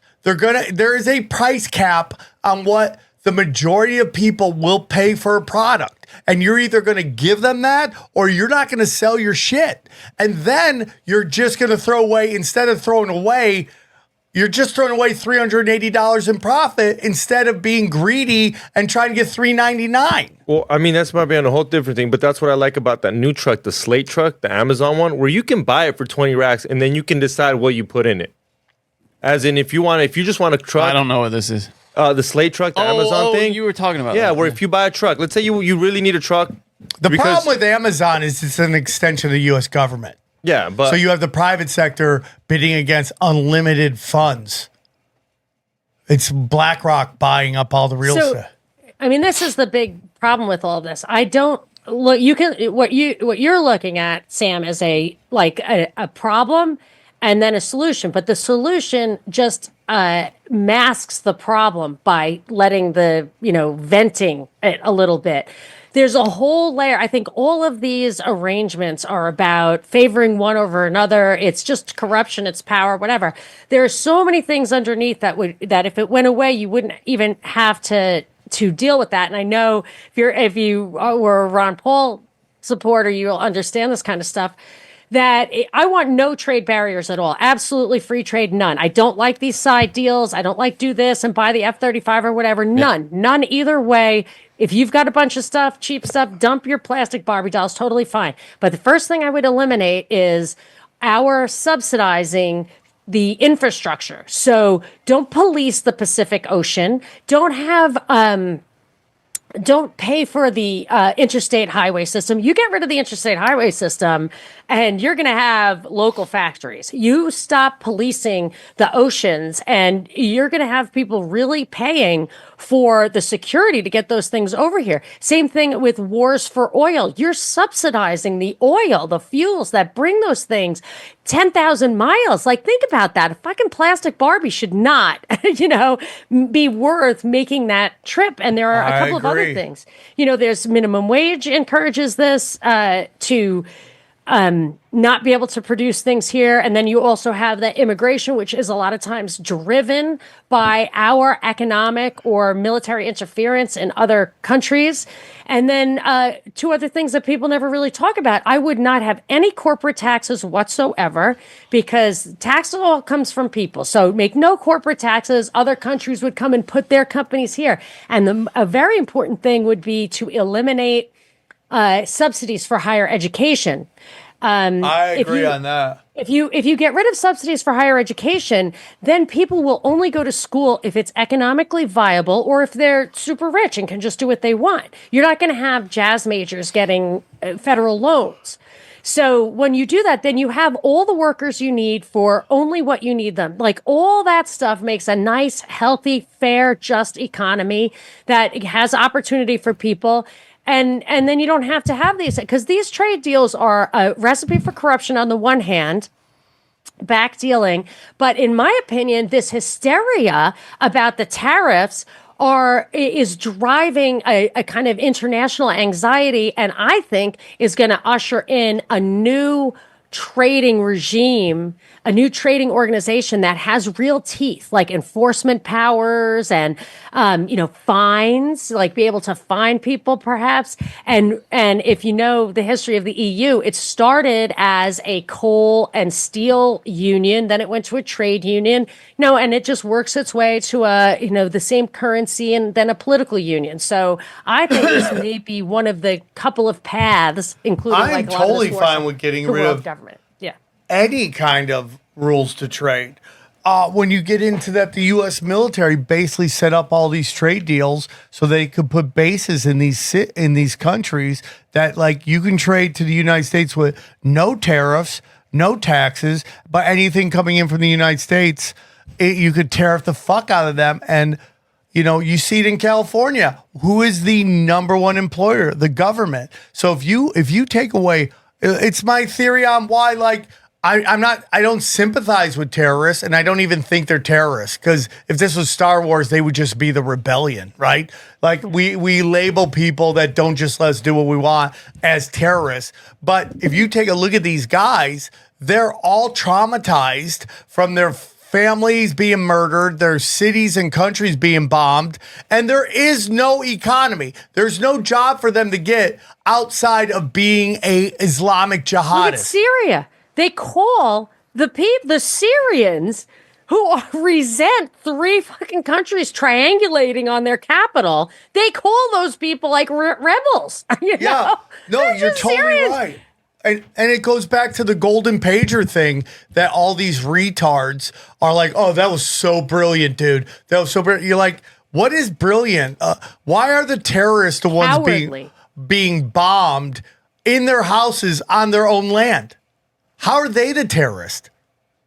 Right. Just think about that. And bombs are always very cowardly. Yeah. Doing something like that, it's indiscriminate, no trial. Like it's not, it's all inverted. And that's why we should have nothing to do with it. It's so removed from us. We can't really evaluate the justice of it, the necessity of it, if there's self-defense involved, any of the justifications that the people who that's being done in our name, any justification that we could think of, we can't validate it. We need to be out of there. Yeah. And there's just a bunch of people, these neocons, that wrap social justice as a smokescreen disguise for their just indiscriminate killing and breaking the wills of other people to steal their natural resources and control their territories. Think of that fucking Al Jolani or whatever. So I was set, like my daughter, who's, a young woman in LA, like she was shocked that I was so upset when they ran Assad out of Syria. Like I was bummed. And now, of course, the next guy in there, first of all, they were like, oh, yeah, he's, what, say it? It's ISIS. He's a former ISIS terrorist. Al Jolani, which is ridiculous, not a real name, and he loves the Sharia stuff or something like that, And then now he wants a trade deal. Now he wants a commodities deal, like Ukraine, I think it was. Can you believe that? So that's just treason to your country to give away the commodities, the things that are under the earth of the people who live on it. I want you personally to own everything down to the center of the earth from your own house. Yep. Have you heard that, so they've banned, spraying the skies in certain states, but what they don't realize that I think it's like 500 feet up is now federal airspace. So I don't like that either. They're just spraying above that. You can't even see them. Yep. Well, and it's worse up there because it really dissipates in the atmosphere. Yeah, and that's when you see that milky sky. Yeah. And what you're talking about right here is so funny. And this is Sam speaking. So I put out this, I listed all the Bolsheviks.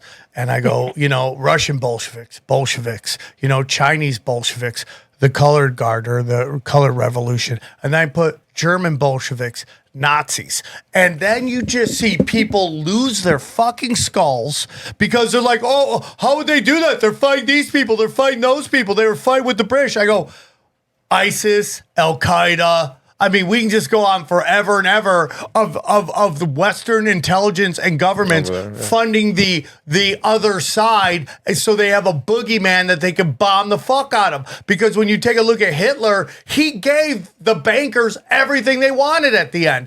Israel and a completely demoralized, destroyed Germany. They destroyed it it's different names for the same game. They every powerhouse they have to attack in a different way. They can't just go tanks in. They have to destroy it from the inside through subversion. And that's what they're doing in America with the progressive left. It has to be done slowly over time, whittling away at the base. How long is that? Elon Musk is definitely, I think, ushering in the technocracy. I mean, it doesn't just come from the left, in my opinion. No, I'm with you. They're both neocons are like that as well. Extract all the wealth and put it in to, I go to Toronto and we all know Canada has its own problems and Toronto just keeps voting for the same retards over and over again. And he's the head of the Bank of England. Yeah. And that is not an act of sovereignty. You cannot convince a rich white progressive anything.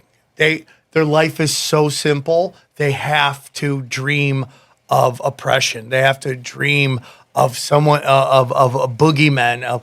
And they're Don Quixote fighting windmills. That's all they're fucking doing. You create boogeyman, shadow in the cave, and they attack it. But when you go to Toronto itself, it is beautiful. The people are super healthy, and I'm going to get shit on the internet from people that live in Toronto. Oh, the fucking bullshit. Guys, I've been to Detroit, okay? I've been to Toronto. Trust me. Toronto, and Detroit's great too. Toronto is just a 180 from that. Everyone's shiny, happy. There's multiculturalism. This is what happens when 50 cents of your dollar doesn't go to the military industrial complex. And who knows what it is now? 70 cents of every dollar? is going to it. All right, Monica. We had a couple hiccups early, so I don't want to keep you too long. You were great as always. An open door to come on anytime you want. You got anything you're pushing? One more time. I don't think I asked you about your podcast. Can you tell them one more time about where they can find you and all your podcasts? It's the Monica Perez Show. You can find everything of mine there at Monica Perez Show on Twitter, Substack, same thing. And lately, ever since this fire, I have not been able to keep up on the news as much as I used to, but I still do lots of fun things. I'm reading this great book. People like the books. Like, I read books and just like make my little peanut gallery comments, and people love it. I have some great ones out there right now. And then I do the Cognitive Dissidence show with Hervoy Morich and Parallel Mike. And that is a really good show in my opinion. I can't even begin to understand what you guys talk about. Yeah, those guys are super smart. So like I really do homework before they just like breeze in, and I'm just like, I read everything I can about everything so that I can keep up. It's really fun though. I forget how much I love reading, and then I'll start to read again, and then I'll read something that just blows my mind. And I'm reading this book about John Lennon's assassination, and it got into how the YMCA was basically used as a front for the CIA, and that basically the Ys were integral in overthrowing governments in Latin America. And I thought YMCA was a good thing. Well, it starts as a good thing, and then it gets co-opted. Everything gets co-opted. This is true. how they send down CIA guys, and they just act like they're working at the local YMCA, and then slowly but surely they're overthrowing your government. It's so crazy, and that's why you got to read books. Monica, thank you so much for coming on. Thank you so much, guys. Anytime, all the time. Let's break down the episode. All right, let's get into XG. What do you think? Aw, guys, you don't know this, but in between shows, Ice came and grabbed him. He's gone. Dead and gone. Dead and gone. Johnny, what'd you think of the Monica Perez episode? She's great, huh? Every time we have her on, I'm just she gets it. She doesn't like my Downs Are Rising running bit that's taken over the internet. You're not wrong. Yeah, they are rising. And, they can bowl now, too. So we're super excited about that. They're doing bowling? Oh, hers. Yeah, the people she knows are doing bowling. Yeah. I'll go bowl with them. I'll show them what bowling's all about. Yeah, I would love to watch them. I'll give them that spin action. I bet they destroy you in bowling. Just bang, bro. I'd throw the fight. Oh, you beat me. I don't think you'd have to throw it. I think they're probably... Johnny, you're going deep. No, How I think about when Ari good. beat me at bowling? I'm like, oh, did he? Oh, did that devastate you? Yes. Did you really think you would run faster than him when we did the Phoenix 40-yard challenge? I'm completely slow. But you thought you beat him. Ari is genetically superior to me, for sure. It's kind of disappointing, isn't it? No, everyone's got their strengths. No, I mean, he doesn't look funnier. Like he would be He's smarter and genetically, he's like 6'4", dude. Yeah. Yeah, but the talk can come with gangly and uncoordinated, but... Yeah, someone said he got secretly married. Really? Yeah, which is weird for Ari. I haven't kept up with Ari, unfortunately, since he moved. So we'll see. I thought it was a great episode. Monica is wonderful at deep research. I wonder if she'd call herself a black pill. I don't think she is. I do think she thinks some stuff is inevitable, which is fine, but I think at the end of the day, she's right about a lot of stuff. She's come on here and said stuff a long time ago that's playing out right now. And I think she's great at it. And I'm glad her house was saved. Yeah. Because she, her and her husband are great people and they're doing the Lord's work. So I find her very interesting. She's the ultimate example of this thing you're talking about, keeping your head on a swivel. She's, she's everything is kung fu stance, as you say. I love that her own daughter's like, Mom, why would you say that? I'm like, imagine that's your mom and she's got more data than you do. She also said this thing that really resonated about, just personally, about not telling people, about your podcast. You guys were talking about that. Well, yeah. Dude, Dana's I showed my sister how to get podcasts on her car. I go, why would you do that? Please don't. Why would you do that? I talk mad shit on these unsuspecting fools. Can you just imagine one of them dropping into a broken sim where you're just on some kind of inward riff, and having just kind of going no context. Like, let me just skip 20 minutes in, By By the way, did my N-word bit in the main room opening up, crushed. Really? Yeah. I think people are over it. Depends on the night, I guess. Huh? Yeah, I mean, there's some nights where they still stare at me. Like the other night, I was like, I can't believe a woman got $500,000 for saying the N-word, and I just screamed the N-word. And I'm like, nothing. By the way, we are going to be heavy N-word Heil Hitlering on Broken Sim. The next Broken Sim, we're going deep on that. It's catchy. Boy, it's catchy. It's catchy. We will be. He's as crazy as ever, but I get why he lost his mind. People won't understand until you have kids. The notion of not being able to see your kids. Like, You think that's what finally broke I think him, huh? that I think that in this P. Diddy trial has him very nervous. Oh, so you put him in with Diddy, huh? Oh, he's 100% with Diddy. Okay. You think he's tried to get away from that, and that's Yeah. why he's afraid of it? So Yeah. okay. He's gonna Ron Jeremy it where he's too crazy to be tried for his crimes. If you want to see XG, check out the last Broken Sim. That's where he is. He's not here right now. He is on Broken Sim though. Yeah, he is. He was on it. He had a lot to it. He had some really important stuff to do, so he had to leave us. John, yeah, he had to leave. He's making a run for it. What is on your shirt? It's like I don't know. Someone gave me that. It's like randomly, and I was like, it's a black shirt. It makes my tits not look so titty. It's the guy on a white horse. Yeah, I don't know who the guy is. There's some famous story, right, about what is it, like Debbie Harry or something riding a white horse? No, not Debbie Harry. I think it's called Death. The Pale Horse. No, it was maybe the Rolling Stones were there or something like that. Oh, here it is, right here. Bianca Jagger is who it was, yeah, and she rode in on a horse. Yeah, at yeah. her 27th birthday party. Boy, a white did horse. Did the Rolling Stones get lucky that we were lax on our pedophile rules back then, huh? Boy, did we. But I mean, Johnny, boy, were we. you don't even have a kid. But let's play a game that you have a daughter. And at 13 years old, she comes up to you and goes, I want to go on the road with Rolling Stones. And you're like, okay. What are you going to learn to play an instrument? I mean, you hear about it all with all these rock and roll, like Steven Tyler. Imagine is a Steve famous Tyler one. come to your living room and go, listen, I'm going to teach your daughter to be the greatest guitarist of all time. Hey, dude who looks like a drag queen, get out of my living room right now. It's not happening. It's like in the before, like, I don't know, 1980, women were just like, you were just trying your hardest to get your daughter off your payroll. You know what I mean? Like, get her safely to somebody else. You know what I mean? Like, there was that attitude. Like, we got to get these ladies taken care of, you know? And if it meant like, They still have the farmer mentality of like, oh, I Yeah. have a daughter who's going to work in the fields. yeah, it's an obligation. Right? Rather than a, Now I think it's changed a lot. I do still think you see dads wanting boys because every dad wants a pro athlete for a kid. You're like, I'm living my best life. My son's starting tight end for the Cowboys. That's my nephew is like playing baseball now, and his parents have the healthy attitude of like, you know, if you like it, try, but if you don't worry about it. Have fun, you know, don't take it too seriously. But my dad, who's from the older generation, obviously raised me like, if you're gonna do it, you're gonna try as hard as you fucking possibly can, and it's gonna dominate your life and my life.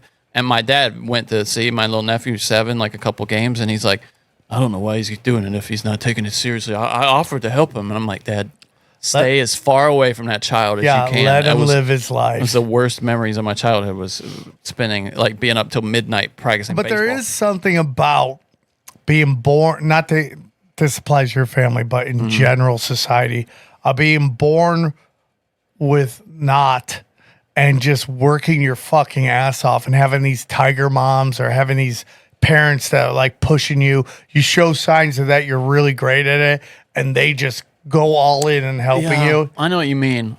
But have you ever talked to the people who were like that? And most of them like talk Flamed about how out. miserable it was too. Right. Like, and how it traumatized them. Well, there is something like, am I going to rob you of your childhood?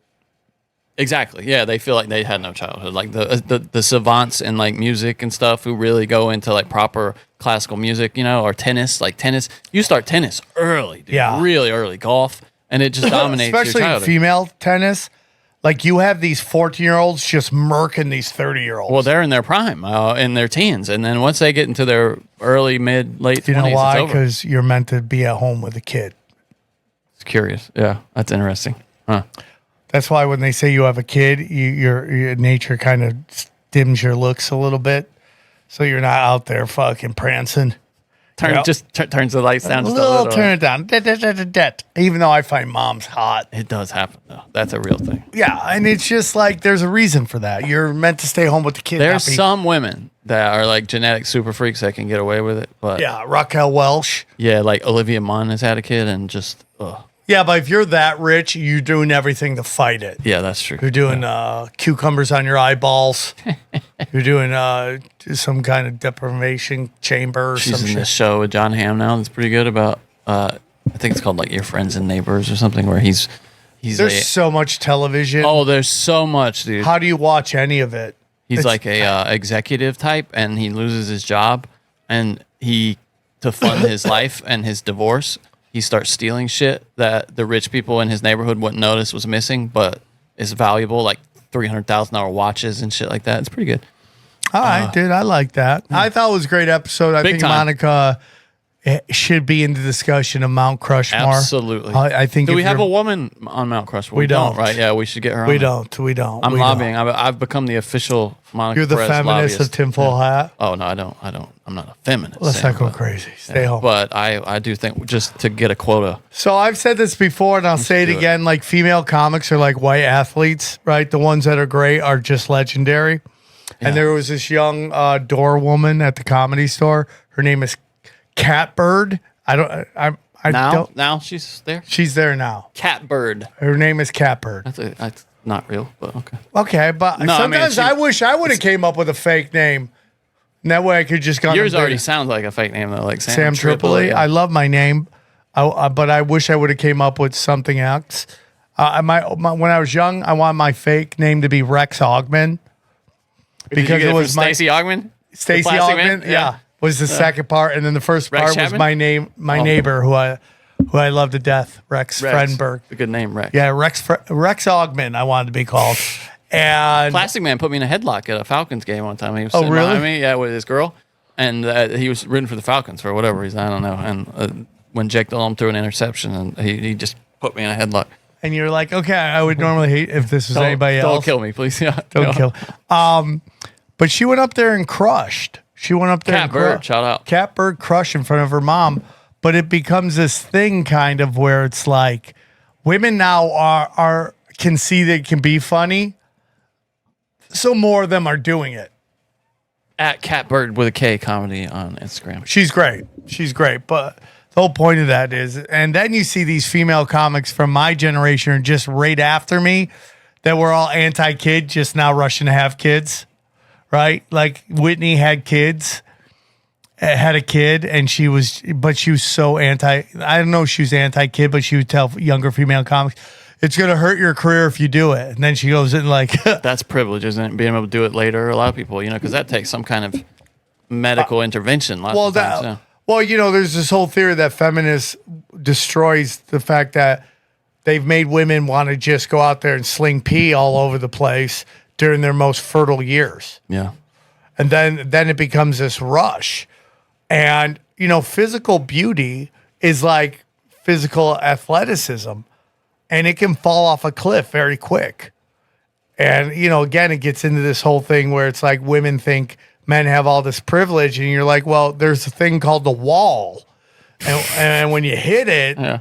right, it shows you the privilege that you had. Absolutely. And the guy and most women who would in public say all those things about how they, believe that pursuing a career is morally the right thing to do and it's satisfied them fully. If you're I've been in relationships with those women, and behind closed doors, they tell you the truth. It's often, it wasn't an obvious decision, and they gave up something in the bargain. Yep. Anyway, I feel like us talking about that, us two one arguably white guy, and then me. I don't care. Fuck that. Yeah. Fuck. Oh, we can't talk about this stuff, but you can't talk about this stuff. And Monica Perez is great. She's a national treasure. Yes, And absolutely. we are blessed anytime she graces us with her appearance on our tiny little show. If you go to samtripoli.com. Yeah. Real quick, guys, if you got a moment, go to samtripoli.com. You get all of my dates are there. Costa Mesa, Cleveland, Ohio, Pittsburgh, PA, San Diego, Broadbrook, and we're trying to get Boston. I'm hoping that's still going to happen. Tulsa, Oklahoma, and then we also have New Orleans. Bang, bang, pow. Everything's on samtripoli.com. I'm telling you, the premium content is on fire. Whatever this is, exclusive to the guys on the show, you'll only find it in our premium content, both Austin Picard and Brad Binkley. It's a great conversation. Deep conspiracy rewinds. I would love to do more only conspiracies interviews. I get hit up all the time. I go, will you do my premium content? They say yes, and then they just ghost me. So if you have something interesting and you talk about for a half an hour, come on the show. Cash Daddies, Johnny, talk to me about the power of the Cash Daddies Patreon. Yeah, how he's been doing as well as anybody possibly could, and because the market has taken it's been up and down. It's been volatile, and how he's very good. I'm up in mine, finding the windows to profit in the windows. The volatility. And we talked about in the last episode. He has been. If you've been there a while, you knew that he was on Uber like nothing else. Whenever people asked him, like, hey, what's going to be the next Amazon? Where can I really make life-changing money? Uber is what he always said. And it is... still low for what he thinks it's going to be. Yeah, there's still opportunity there, but it has gone up substantially since he first started talking about it, and it's still on a rocket ship. Patreon.com/Cash Daddies. Yeah, check that out. It's also dates. a podcast. We do it on... So I'm getting the drawings from Chaos Twins number 2. I'm very excited about it. How do they look great. I just want to tweak one more thing. And this one character named Danny, which is what Alice calls Dana. So Danny is... What is her... Is she a human or... She's like a genie. A genie? Okay. Yeah, I like she's that. a genie in it. So grab your issue now. Go to Tinfoil Hat T-shirts, please, Johnny. Now, please, Johnny. Go to Tinfoil Hat T-shirts. It's loading. There. Okay, go down to the new T-shirt that's there. Bang! Look at that one with right there.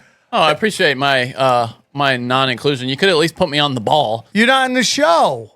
What is it? It just says tinfoil hat on. Yeah, because I took a flyer and turned it into a T-shirt. Oh.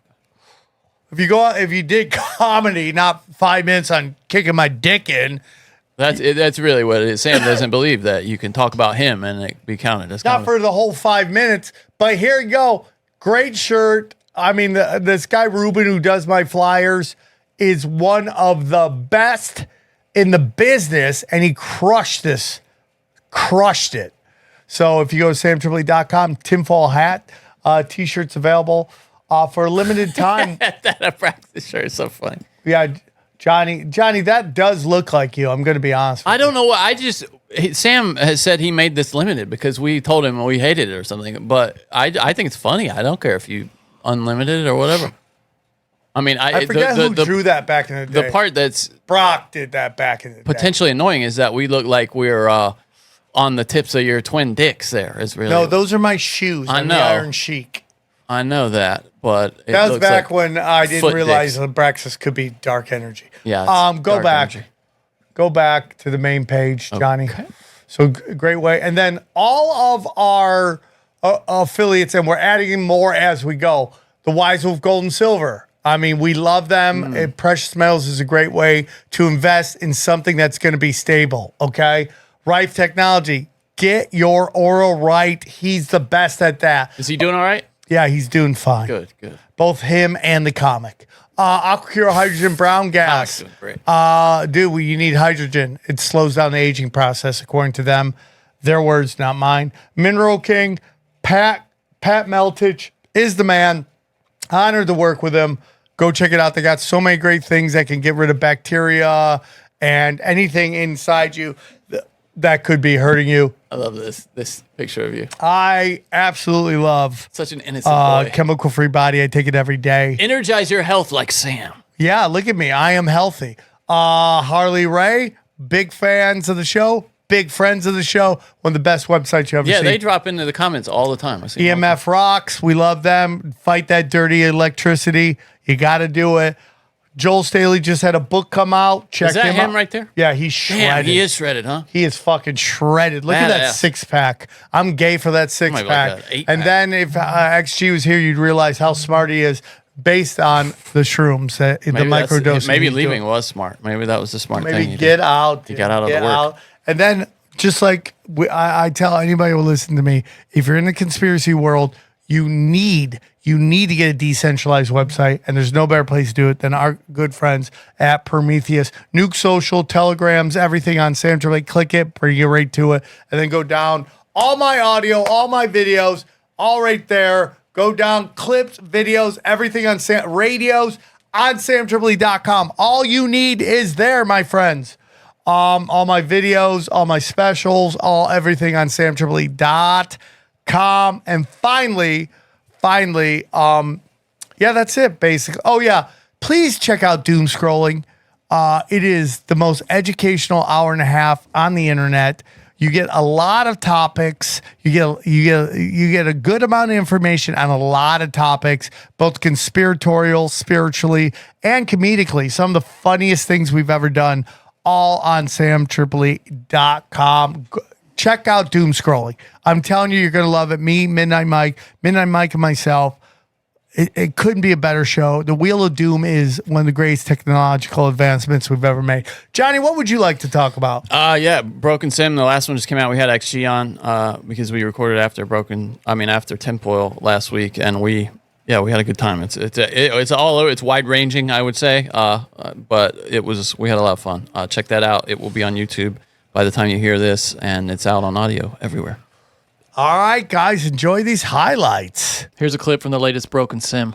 Okay, so I saw something, and this went everywhere. People listening have probably seen it. But I had to go to the authority. I had to go, I'm taking this question to the expert. Were they doing coke?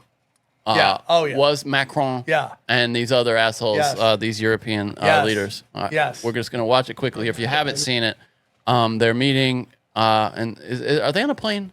I can't remember. I don't know where they are. It's a very weird, tiny old room building. It looks like something out Glengarry Glen Ross, right? Yeah, it does. Yeah, I just watched that funny a couple weeks ago. Oh, it's so on the table there, you can see what appears to be a Coke spoon, right? No, Johnny, you're missing the baggie right well, there. I haven't gotten to that yet. And then there is how drugs can come like folded in the very obvious and distinct way that they kind of package up. What would the measurement be that would be in a little? I don't know how much that is. I think it's it's bigger than an 8-ball.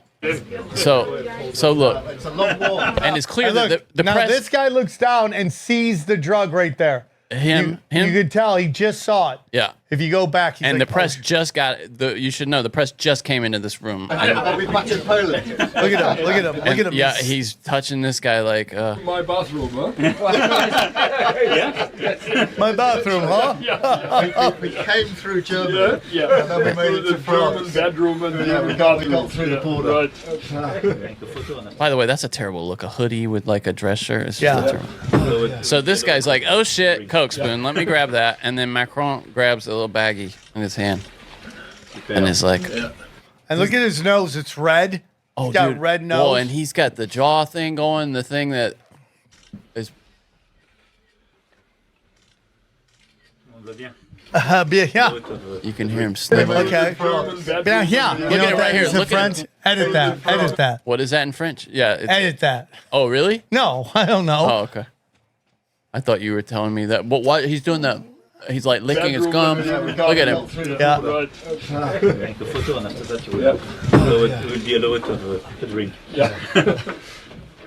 Anyway, that was fine. I mean, grabbing it makes it 10 times worse. 10 times worse. He should have just left it. Yeah. I mean, is that guy a piece of shit or the biggest piece of shit? Correct on both counts, sir. Macron is such a garbage man. He's such a garbage man. We'll do rapid fire now. Oh, I thought we were doing rapid fire. Oh, just a few more. Okay, Joe Biden's physical decline got so real. This is from TMZ. That aides reportedly considered rolling him out in a wheelchair to do his victory speech if he beat This Trump. story means nothing to me anymore. It's just a dumb story that the news is. I think it's just demoralization, And they're like, "You're right, and we lied, and what are you going to do about it?" Yeah, it's yeah, just a big middle finger, like fuck you. All these guys are trying to scramble. Go fuck yourself. It's conspiracy theorists were right again, and I'm just over it. And this is written by Jake Tapper. This is not some like fringe like lunatics no, talking about. and He's fuck got Jake. he sucks. How about the Morning Joe? This is the smartest, fastest, most like in tuned president we've ever had. Fuck you, man. That's why nobody watches your shit. They did it with his son too. Jake Tapper was the one that was out there saying years after it was of any relevance to anybody, he was saying that I guess Trump was right about his son being being on the payroll over in Ukraine and getting money. And everyone's all upset. It's like, oh, he got a $400,000 plane from Qatar, and Qatar is now $400 million dollar plane, and now Qatar's become the boogeyman. Right, they're the boogeyman. They're taking money from this. They've always sucked. Lauren Chen's Qatar has sucked for a long just time. been blackbagged from society for taking money from RT News, which I have friends who are on RT News, and they're like, we didn't get a single fucking vote. Yeah, RT News is great. And they get mad because they can tell the truth on there. Yeah, the only thing you can't tell the truth on RT is about Russia. So if you're talking about anything else, it's totally great. U.S. Can I tell you a theory, Johnny? Please, yeah. I have. I believe that China is the new Russia when it comes to the shadow in the cave and making them the boogeyman. Okay. Just like in the 80s with the nuclear proliferation, the nuclear bomb race, we built up Russia as this kind Straw of man, scary ass that we had to have more nukes and now when they couldn't afford it. The space program was the same thing. Yeah. They couldn't afford it. And I even remember as a child watching the news and we were sending aid to Russia as we were talking about how bad they were. I go, that doesn't make any sense to me. Now Sam, 8 years in the tinfoil hat, knows that they were propping them up so they didn't collapse because they needed them to sell the arms race to build all these weapons. That's my opinion with China right now. So I've talked about this on a couple podcasts, but there's this L-E-I Real Talk. Can you look her up on YouTube? Now, she's got a lot of propaganda. It's a lot of anti-CCP Lee's content. Real Talk or Lay's Real Talk? Yeah, I think it's Lee, L-E-I. I think it's that's spelled Lee. like that. Right, go down. If you go down, keep going down, keep going down. This is the craziest video you ever watched. If you'd like to hear the rest of this episode, subscribe to Broken Simulation in your podcasting app or check us out at youtube.com/Sam Tripoli. We go deep, homeboy. Aaron, open your mind. Drink from the fountain of knowledge. There's lizard people everywhere. That's some interdimensional shit. Wake up, Aaron. This is only the beginning. Dude, you just blew my mind. Tinfoil hat, tinfoil hat, tinfoil